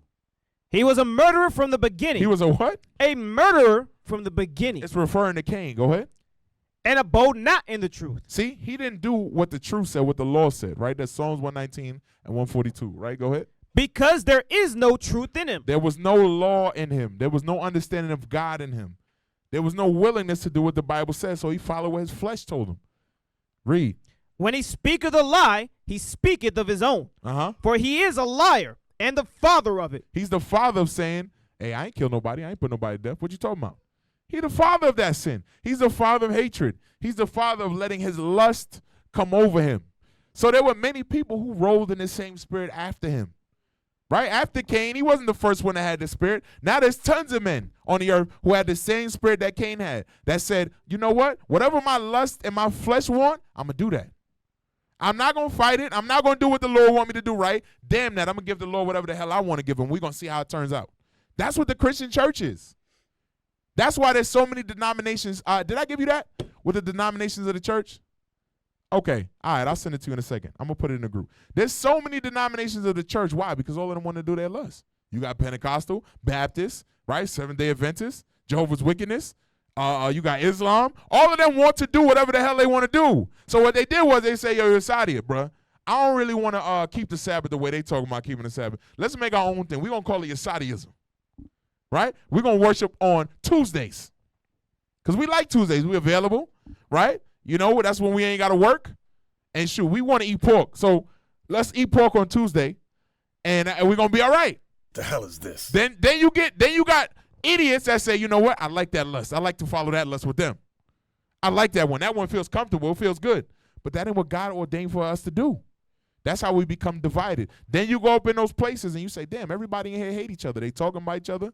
Nobody like each other on the choir. The pastor got cheating on his wife. He don't even like his wife. The deacons don't like each other. Why? Because from the beginning it was a spirit of division. That's what y'all got to be able to see. All of this, behind all the smoke and mirrors, is a pig with lipstick on. That's what's going on here in America. It's divided. But the way it's shown to you is it's united. It's one thing and it's going to stand. It's never been united. They've never been about unity. That's the point y'all need to see. Give me Judas now. Give me John chapter 12 verse 8. John chapter 12 and verse 1. I'm going to drop it in the group, brother. Book of John chapter 12 and verse 1. Then Jesus, 6 days before the Passover, came to Bethany, where Lazarus was, which had been dead, whom he raised from the dead. There they made him a supper, and Martha served. But Lazarus was one of them that sat at the table with him. Then took Mary a pound of ointment of spikenard. So this is Mary now. She took a pound of ointment of spikenard. Go ahead. It's expensive ointment. Go ahead. Very costly. And anointed the feet of Jesus and wiped his feet with her hair. Go ahead. And the house was filled with the odor of the ointment. Then saith one of his disciples, Judas Iscariot, Simon's son, which should betray him, why was not this ointment sold for 300 pence and given to the poor? So Simon pop up. He see her using the ointment and go, yo, why she ain't sell this? What's going on with her? Nobody else is saying nothing, right? We just read there was more people in the house. Nobody else is saying that. It filled the house, so we all on the same page. The smell is filling the house. Nobody else is triggered or bothered by it, except for Judas Iscariot. Judas Iscariot roll up and go, what the hell is that? Is that ointment? Here's why he said it. Read the next verse. This he said, not that he cared for the poor. He didn't give a damn about the poor. It sounded like he cared about the poor, but he ain't say it because he cared about the poor. Go ahead. But because he was a thief and had the bag and bare what was put therein. He had the money bag. He said, yo, we would have sold this ointment. We got $300. I could have put this in the bag. I could have took off the top. The hell is wrong with her? She cutting into my profits. That's why he said it.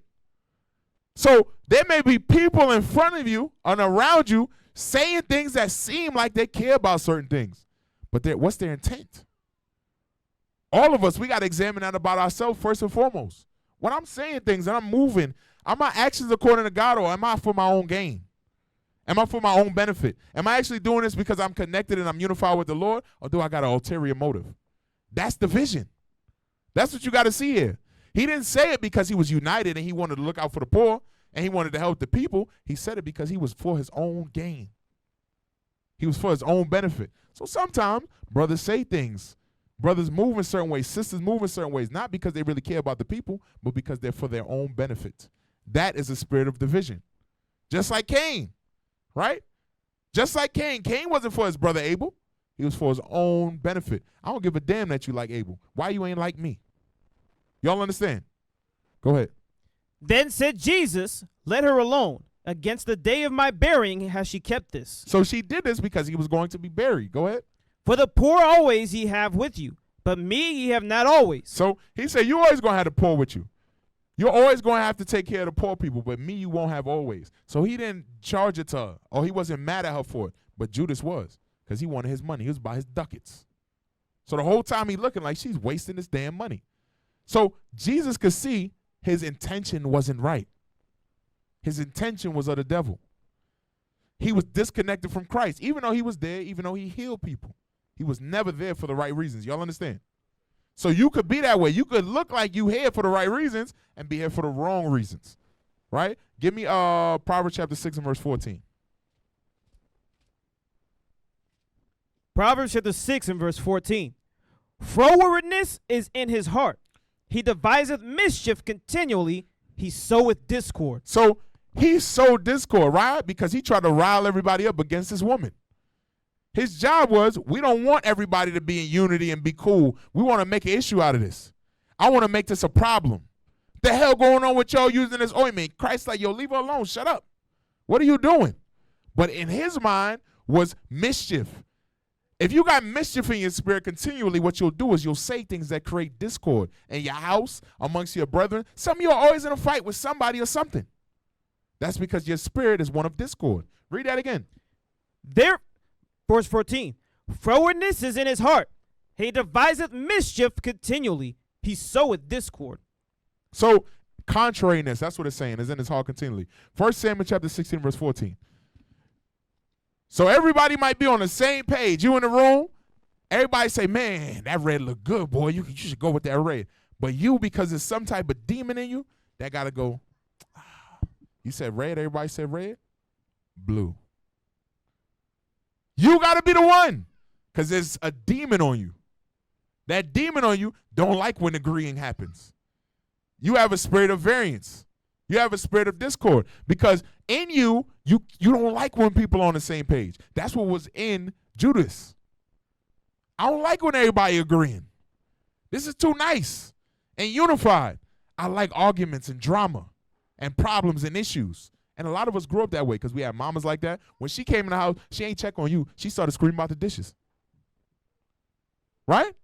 So you grew up and you took that effeminate behavior and you said, now I got to look for an issue when I come in the house. What's going on with these toys? Huh? Who the hell? Huh? Who got these Legos on? What you screaming about, bruh? It's because you grew up that way. You grew up never having unity. You grew up in America, learning the ways of America, and you learn how to create division. It's because of this. Read, watch. 1 Samuel chapter 16, verse 14. But the Spirit of the Lord departed from Saul, and an evil spirit from the Lord troubled him. So when the evil spirit came upon Saul, Saul now started to fight against his armor bearer, which was David. That was his brother. You got to understand, when they went to war together, and they said that David killed thousands, right? 10,000, that Saul killed thousands. David was protecting Saul. He was his armor bearer. Imagine me and Azariah go to war. Azariah is there in front of me. He's holding his sword. If people are trying to kill me, Azariah is killing them. And when I get back and they say, Azariah killed thousands, yo, fuck that nigga. The only reason he was killing people was to save my life. That's what it was for. To protect me. I'm the king. I'm the person in power. Ain't his job to protect me? So he killed more people than me? Okay, I'm upset about that? Nah, he saved your life. He protecting you, doing his job. But to you, you say, nah, why they ain't saying my name? Because there's an evil spirit on you. Because you like discord. So when that evil spirit comes in, it creates division. That evil spirit from the beginning has been a spirit of division and discord. It started with Eve and her husband, right? And then it manifests itself over and over and over again. So what the Lord said I want in the end is I want unity for my people. I want my people to be on one page. I want them to think the same. I want them to behave the same. I want husband and wife to agree. Right? I want different men, when they deal with each other, I want them to be able to get to some type of solution and be on the same page. So if your mindset coming in here is, I'm going to do things my way. I'm going to think the way I want to think. You're against God. That's what we don't understand. If your wife got a mind to do her own thing, she's against God. All of that is the devil. Well, we got to be able to see what the devil is. The devil is about division. Y'all understand? Discord and division is of the devil. Give me Matthew chapter 20 and verse 20. This even happened with the disciples, right? Let's look at it. Matthew chapter 20 and verse 20. Then came to him the mother of Zebedee's children with her sons, worshiping him and desiring a certain thing of him. So the mother of Zebedee's sons, right? The two, there was James and who was it? John, right? Yeah. Go ahead. Verse 21. And he said unto her, What wilt thou? She saith unto him, Grant that these my two sons may sit, the one on thy right hand and the other on the left in thy kingdom. So they said, so she asked the Lord, let them sit on your left and your right in the kingdom of heaven. Go ahead. But Jesus answered and said, Ye know not what ye ask. Are ye able to drink of the cup that I shall drink of, and to be baptized with the baptism that I am baptized with? Go ahead. They say unto him, We are able. Uh-huh. And he saith unto them, Ye shall drink indeed of my cup, and be baptized with the baptism that I am baptized with. But to sit on my right hand and on my left is not mine to give, but it shall be given to them for whom it is prepared of my Father. And when the 10 heard it, they were moved with indignation against the two brethren. The word indignation means they had hatred for their brothers. When they heard their mother ask, can they sit on the left and the right? These men have been rolling with each other day after day, learning from Christ. But the rest of the 10 say, yo, how come them niggas get to be in power? Huh? How come they get to be in a higher status than me? There was hatred in them.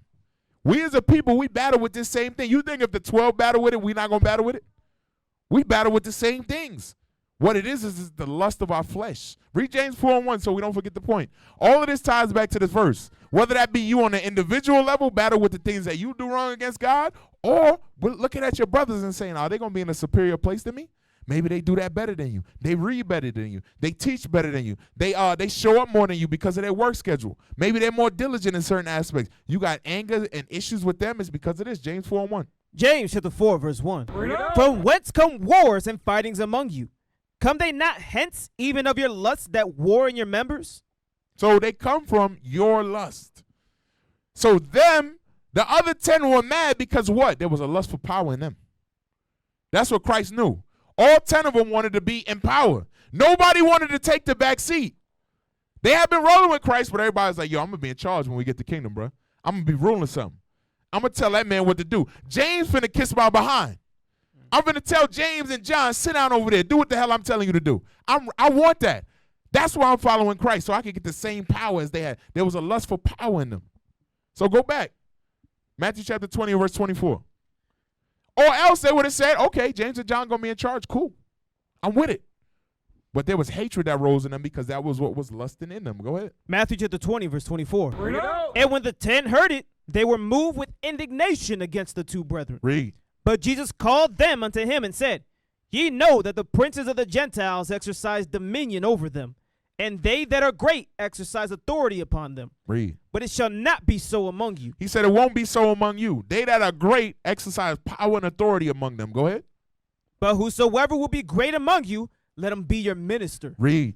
And whosoever will be the chief among you, let him be your servant. Whoever will be the greatest among you, let him serve everybody else. He changed their mindset. He said, y'all got to humble yourselves. Y'all in a lust for power. Let me explain to you how this thing works. The one that'll be greatest among you is going to love their brothers more than they love themselves. They're going to be willing to serve them. They're going to be able to wait on them in tables. That's why when you read this, later on he went and he washed their feet to show them, I'm not in a position of power. I'm actually beneath all of you. I came here to die to serve all of you. But in your mind, y'all are following me because you think you're going to get some type of power. You're going to get some type of status and rulership. You're going to get to tell people what to do. That's what you're here for a certain lust that's burning in you. So even the 12 had to fight against this. In order for them to be unified, they had to say, you know what? I ain't going to just be here to fight and rule over my brother. I got to actually serve him. Read that verse again, verse 27. And whosoever will be chief among you, let him be your servant. Read. Even as the Son of Man came not to be ministered unto. Just like me. I didn't come to be ministered unto. I ain't ask y'all to run and go get me food and take care of me. I stay up all night and all day healing people and taking care of them. I didn't come for y'all to serve me. Go ahead. But to minister and to give his life a ransom for many. I came to die for many. I came to put my life on the line and put down my lust and the things that I like for y'all. So why y'all ain't got that mindset? Because we don't know what unity is. Right? And until we get to the point where we could let go our own lust and the things that we got battling with us, we could never get to this point. Because we still battling with what we got to do and what we got to take care of and what's important to us and me. And we don't understand we here for we. We here so that there is no division and schisms amongst a nation. But in our mind, it's still about us. It's still about our family unit. It's still about our job. We still move with a mindset of me. And that's exactly why there's divisions and schisms. That's exactly why this thing would take place. Go to Luke chapter 17 and verse 32. Luke 17 and verse 32. Book of Luke chapter 17 and verse 32. Remember Lot's wife. It's simple. What happened with Lot's wife? Somebody help me. Get a mic. What'd she do? Was she in unity or division? Shalom, sir. Most High in Christ bless. Brother Chris, she was so caught up in what was going on in the world that she looked back. She wasn't with her people. She wanted to be back in Sodom. Okay. She was focused on that. So as a result of that, what happened to her? She got turned into a pillar of salt. Okay, because she had division, Yes, sir. right? Because what would make you turn back based on what we've been looking at? Not so based on what we've been looking at, not being like in tune with what everyone else was doing. So she was, I don't know how to put it in words. What's in James 4:1? Let's read it again for him. James 4:1. Remember Her the lust. scripture? Huh? Her lust. Exactly. There was lust in her that she was fighting with. When Lot said, I'm willing to leave my lust and overcome those, she said, I got a nice house. I got a car. Right? Not in that time. She might have had a camo. I don't know what the hell she had, right? She said, maybe I got nice dresses, some gold, right? I got servants back at the house. I got to leave all of that just to run out of here with you into the wilderness? Hell no. Man, I'm going, that's how it went. So what's going to cause people, and specifically women, to remain today? What's going to cause women to stay here today? Their lust. Exactly. That's what we got to be able to see. And sometimes, as a husband, right, brothers don't realize that their wives have different lusts that's keeping them from serving God, from serving you. They got things that they're battling within them that's causing them to say, I'd rather stay here. I know you're trying to get me to leave. I know you're trying to get me to serve God, but I like it here. I like what America offers me. You understand what I'm saying to you? Yes, sir. Okay. Give me 1 Corinthians chapter 14 and verse 34. Actually, give me Acts 19 for time's sake. Acts 19 and verse 24. Start there. Acts chapter I want 19, to show you verse something 24. about Ephesus. Watch. For a certain man named Demetrius, a silversmith, which made silver shrines for Diana, brought no small gain unto the craftsmen. Yep. Whom he called together with the workmen of like occupation, and said, Sirs, ye know that by this craft we have our wealth. Moreover, ye see and hear that not alone at Ephesus, but almost throughout all Asia, this Paul hath persuaded and turned away much people, saying, that they be no gods which are made with hands. Because in that time, they were serving Diana, right? They were serving Diana. It's like feminism, right? Essentially what they were serving. So Diana, she pushed feminism through that god. That's what was happening. So the women were in power and the men were underneath them. This man was making money off of that. This is what the spirit was in Ephesus. Just like in America today, feminism is pushed. Go ahead. So that not only this our craft is in danger to be set at naught, but also that the temple of the great goddess Diana should be despised, and her magnificence should be destroyed, whom all Asia and the world worshipeth. Read. And when they heard these sayings, they were full of wrath. They were full of what? Wrath. Uh-huh. And cried out, saying, Great is Diana of the Ephesians. So there was a spirit in them that was willing to fight for this spirit of feminism. And Paul came and said, nah, this ain't right. So now give me 2 Timothy chapter 1 and verse 3. Watch this now. Might actually want 1 Timothy, but let me see. 1 Timothy 1 and 3, read that.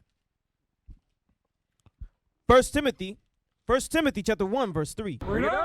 As I besought thee to abide still at Ephesus when I went into Macedonia. Okay. So Timothy was where? Ephesus, right? So we all on the same page. Timothy was in Ephesus. Go ahead, read it again. As I besought thee to abide still at Ephesus when I went into Macedonia, that thou mightest charge some that they teach no other doctrine. Neither. So the point I want y'all to just see is that Timothy was left in Ephesus. The book of Zephaniah chapter 2, verse 1. The book of Zephaniah, chapter 2 and verse 1. Gather yourselves together. The Lord wasn't asking it. It's a commandment. He said, gather yourselves together. Read it again. Gather yourselves together. Yea, gather together, O nation not desired. The Lord said in the last days, he commands us to gather together. He said we a nation not desired. Read that top part one more time. Gather yourselves together. Wait a second. You sitting on the couch. You're sitting at home. The end time's passing you by. And you ain't been to the school yet. Come on now, dog. You ain't hear Boozy? What Boozy just said? Come on, man. Come on, man. It's time for you to get down here, man. It's a shame, bro. What the hell? Come on, man. Oh, my God. No way. Look, come down to the school, 7254 University Avenue, La Mesa, California. Come keep God's commandments. What you waiting on? And if you're looking for a school in your area, visit israelunite.org/contact us and find the school closest to you. Shalom. 1 Timothy chapter 2, verse 11. My bad, I wrote it down wrong. Let the woman learn in silence. So now when we go to chapter 2, he tells them, let the woman learn in silence. Why?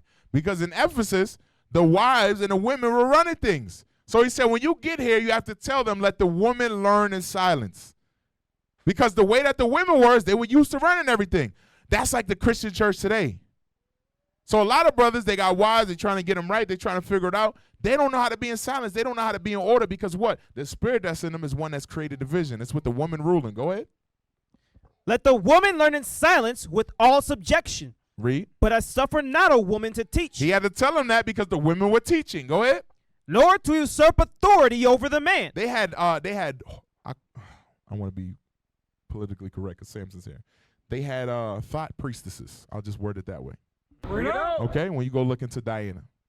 In order to serve Diana, you slept with the priestess. Right? Go ahead. But to be in silence. For Adam was first formed, then Eve. So he reminded them Adam was first formed, then Eve. Go ahead. And Adam was not deceived. Uh-huh. But the woman being deceived was in the transgression. The woman was deceived and she was in the sin. Go ahead. Notwithstanding, she shall be saved in childbearing. Childbearing, in order for a woman to have a child, she must have a husband. That's what it's referring to. So her salvation comes with her submitting herself to her husband and following what he tells her to do. But the woman ain't learned that. She's learned, be on your own and do whatever you want. You don't need no man. That's the division we learn in America. You don't need to marry nobody. A sister asked once, do I need to get married before I go in the kingdom? No, you don't have to. But why would your spirit say, I want to be alone for the rest of my life when women were made for men? Why would you have that mentality? What put that in your head? Think about it. Where did that come from? It didn't come from God. When the first woman was made, she had a husband. So why would a woman say, I want to be alone for the rest of my life? It's a masculine spirit. That division has been created here in Babylon. Go ahead. Notwithstanding, she shall be saved in childbearing, if they continue in faith and charity and holiness with sobriety. All right, go back to James chapter 4 now. We're going to read down. We're going to wrap it up soon. James chapter 4 and verse 1. From whence come wars and fightings among you? Come they not hence even of your lusts that war in your members? Ye lust and have not. Ye kill and desire to have. This is what happens amongst us, right? You kill, right? You try to get ahead with evil ways. You lust and you don't get it. Because the goal, right, is not the right goal. You use your lust to get what you get. Go ahead. And cannot obtain. You don't obtain what you want to obtain. Go ahead. Ye fight in war. You fight in war because of these lusts. Go ahead. Yet ye have not, because ye ask not. You have not because ye ask not. Because you don't go to God with sincerity to try to get what you want. You're doing it for lustful gains. That's why a lot of brothers come in here and they don't grow spiritually. They be like, man, I've been in here 5-6 years. I didn't get the rank I want. I don't have the understanding. Because you still haven't dealt with what the Lord wants you to deal with in order to be connected to him. You still doing it and lusting for it in another way. I'm not going to listen to leadership and what they tell me to do. I'm going to do it the way I want to do it, and I'm still going to get the rank I want. You're going to sit your black ass right there. Right? You come in, the leadership say, hey, this is what you need to work on. This is what you need to do. You say, I don't believe that leadership is right. I'm going to do my own thing. You still in the same place on the hamster wheel. You don't think that's of God? That's of God. That's why you're still a brother. You're still a soldier. You're still not in any offices you want to be in because you do not do it the way that you need to do it. God said you ask for it upon your lust so that you may do it for lust's sake. Watch, verse 3 is going to explain. Ye ask and receive not, because ye ask amiss, that ye may consume it upon your lust. It's like saying to the Lord, Lord, can I win $1 million, Lord? Lord, I want to get a car. How many of y'all ever pray for something like that? For money. The Lord ain't give it to you. You still broke because he knew you was going to kill yourself with it. That's what it's saying.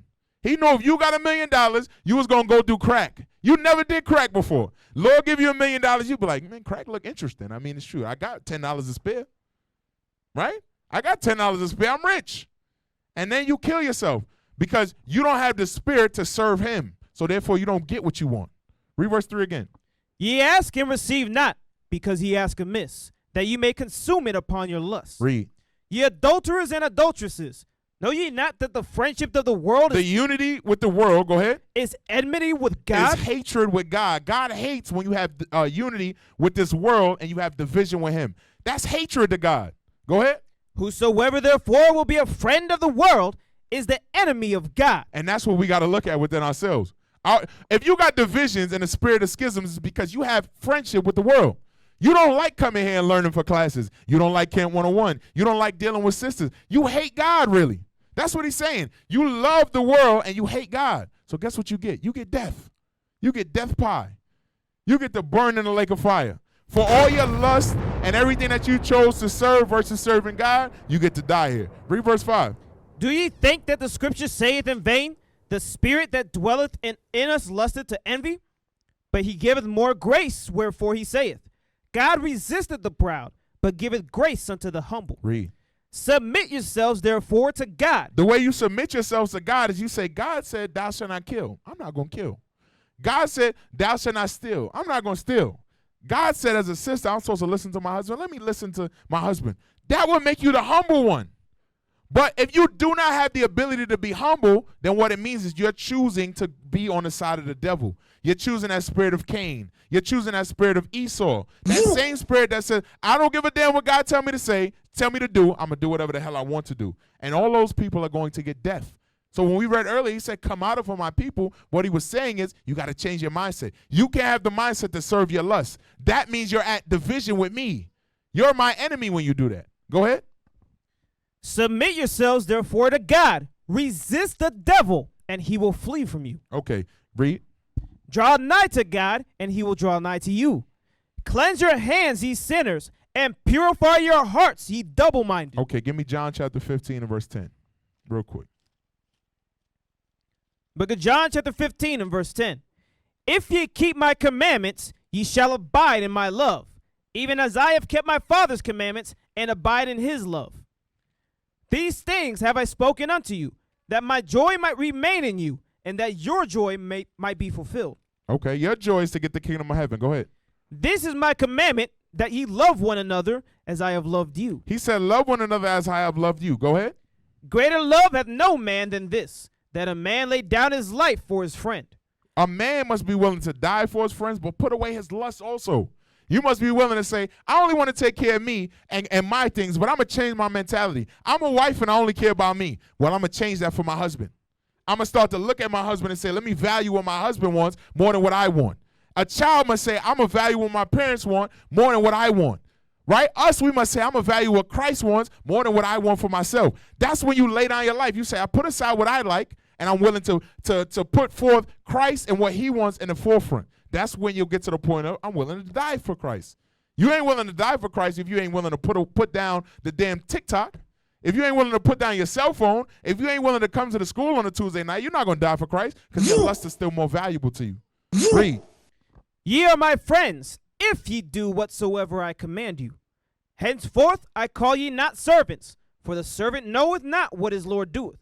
But I have called you friends, for all things that I have heard of my Father I have made known unto you. Read. Ye have not chosen me, but I have chosen you, and ordained you, that you should go and bring forth fruit, and that your fruit should remain. The fruit goes into Galatians 5:22 and down, right? You can read that later. Joy, peace, love. These things should come from you if you're rolling in the right spirit. You shouldn't have strife, division, variance, hatred amongst you if you're rolling in the spirit of God. If you're connected to God, you're going to bring forth fruit. Go ahead. That whatsoever ye shall ask of the Father in my name, he may give it you. See what he said? He said, if you ask the Father in my name with a righteous spirit, whatever you want, you're going to get. Because your goal is to take care of the people. Your goal is to create unity amongst my nation, to build them up. It ain't so you could get the biggest car or have a certain status. If that's your mindset, I'm not giving you nothing. You could die. But if your mindset is to take care of my people, I'll give you everything you want. If your mindset is to serve the brothers and sisters around you, I'll give you everything you want. If you remember, Solomon asked the Lord for wisdom so that he could judge the people. Then the Lord said, I'm going to make you wiser than everybody else. I'm going to make you richer than everybody else. Why? Because your goal is to serve the nation of Israel. Well, we lost that mentality. Go ahead. These things I command you, that ye love one another. If the world hate you, ye know that it hated me before it hated you. Because the world is against you. It's divided from you. Go ahead. If ye were of the world would love his own. If the world loves you, that means you're of the world. That means you're going to die with it. So we understand.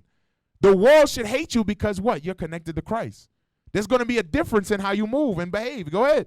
But because ye are not of the world, but I have chosen you out of the world, therefore the world hateth you. Go ahead. Remember the word that I have said unto you. The servant is not greater than the Lord.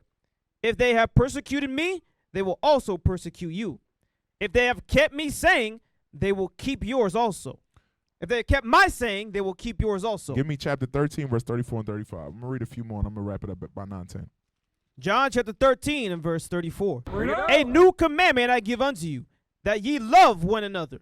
as I have loved you. He said a new commandment. Why? Because we never learned to love each other. We have forgotten at that time.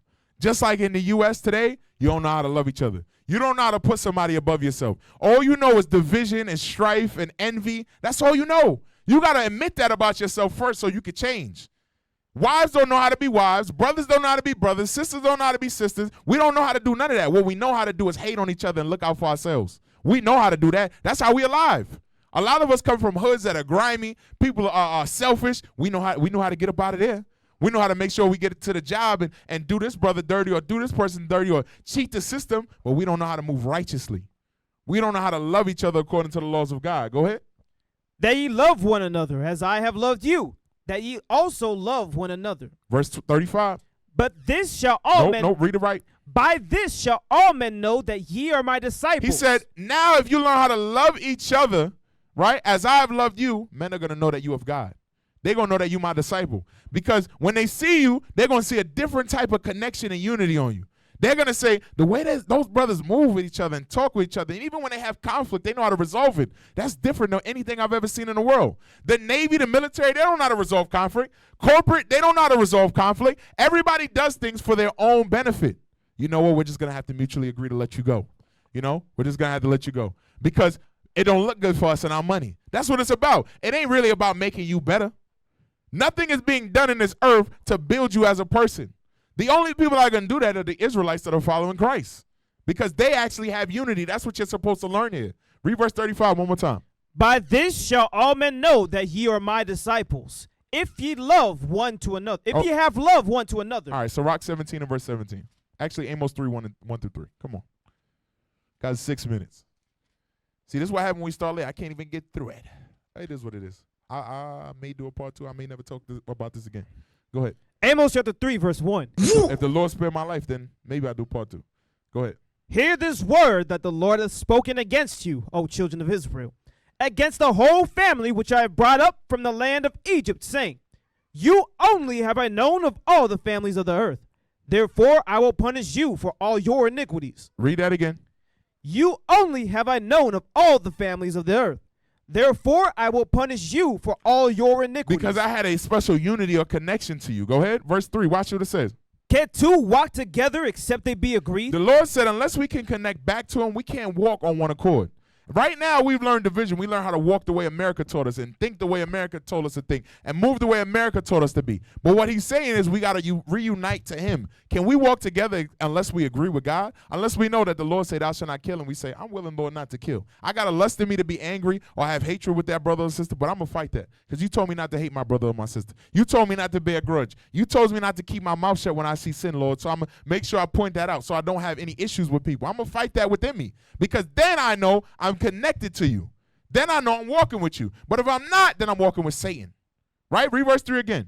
Can two walk together except they be agreed? Okay, give me Sirach chapter 7, verse 17.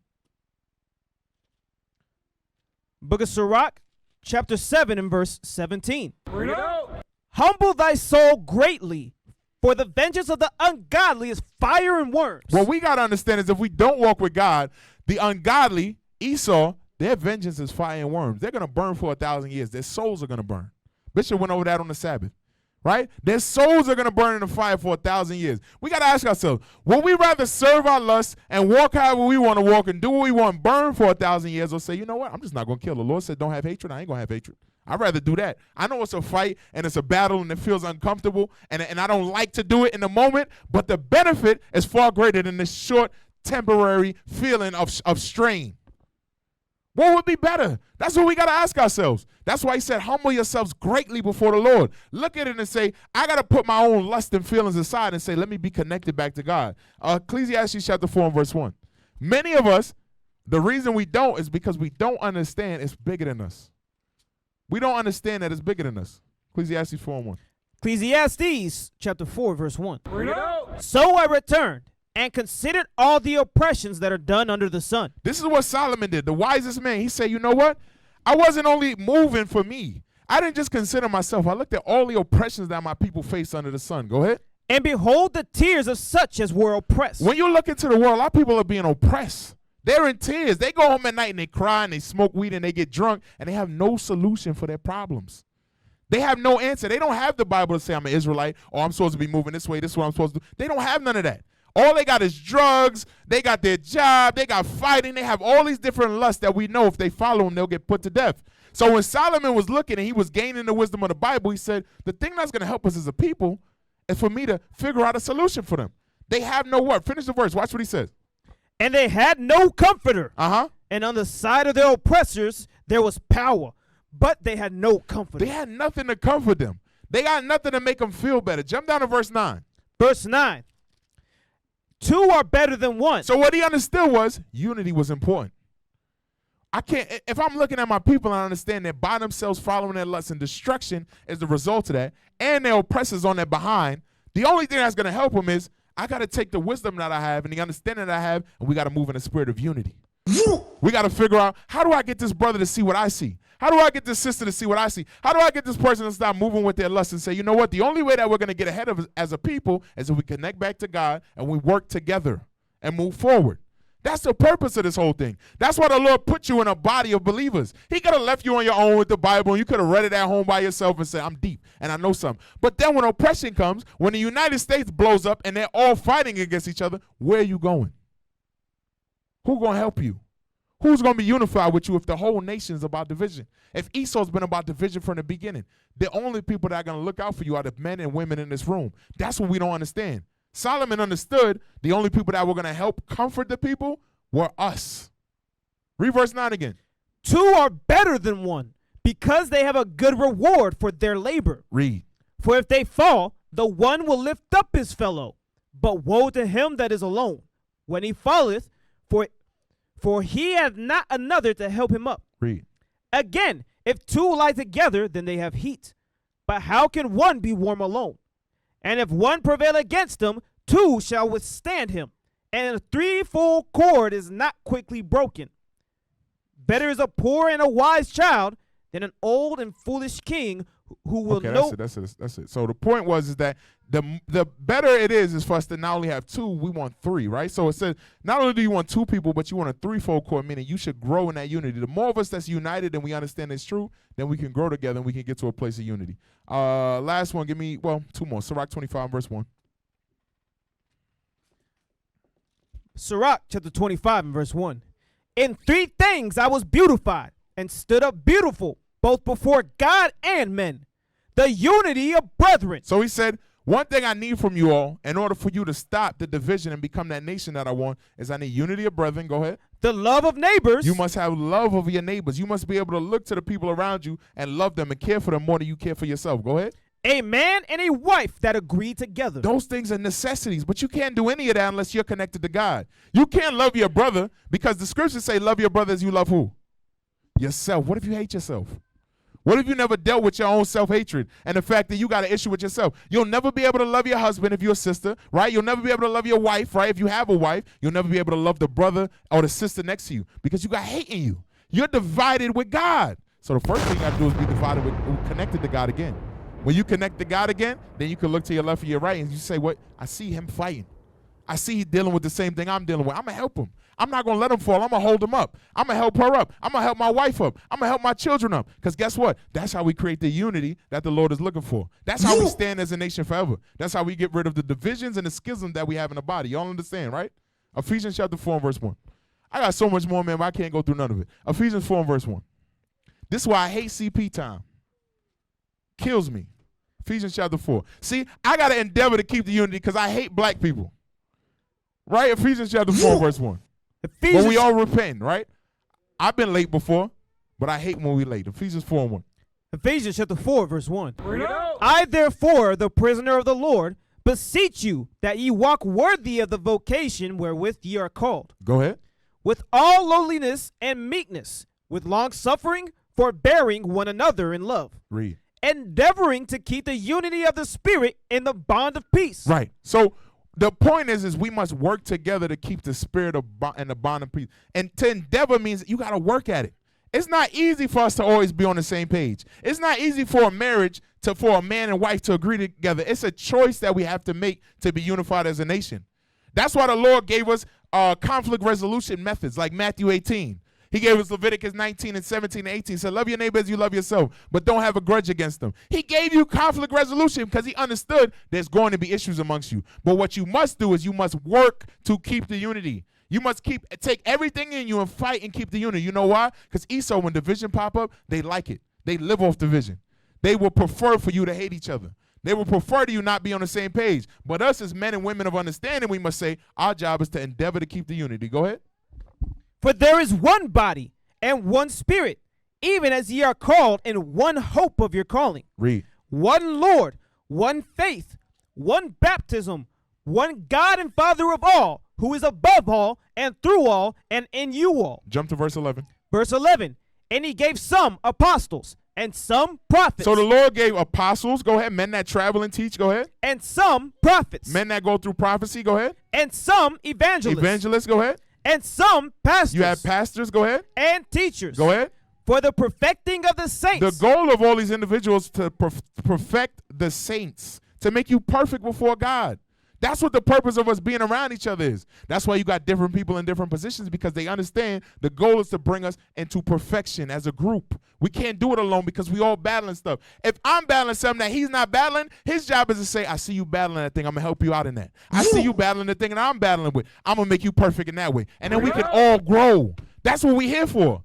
We're not here to be an island or to say, I'm not going to listen to everybody around me. No, you're here so you can become perfect with the men and women around you. The Lord gave you all the tools you need to be great here in San Diego. But what you got to do is disconnect from the world and plug into the truth. That's what you got to do. If you're not fully in this thing, you can never become perfect. If you're not fully in your marriage, you can never become perfect. If you're not fully connected to raising your children or finding the imperfections in each other to better each other, you can never become what God created. Read.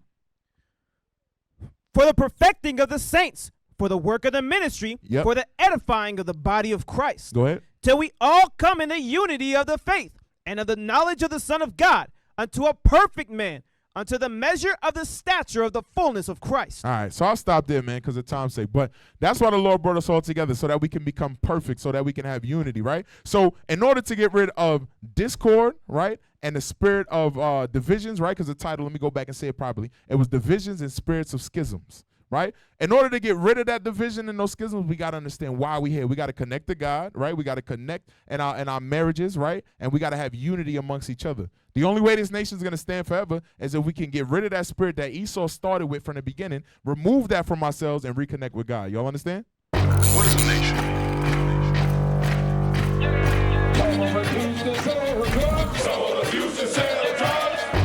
Nation is men leading by example.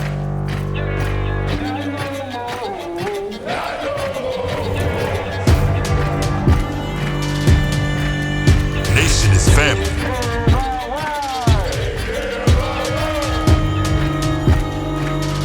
Nation is community. Nation is children with role models.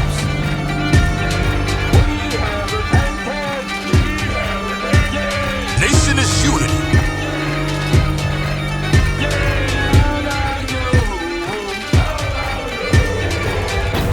Nation is you.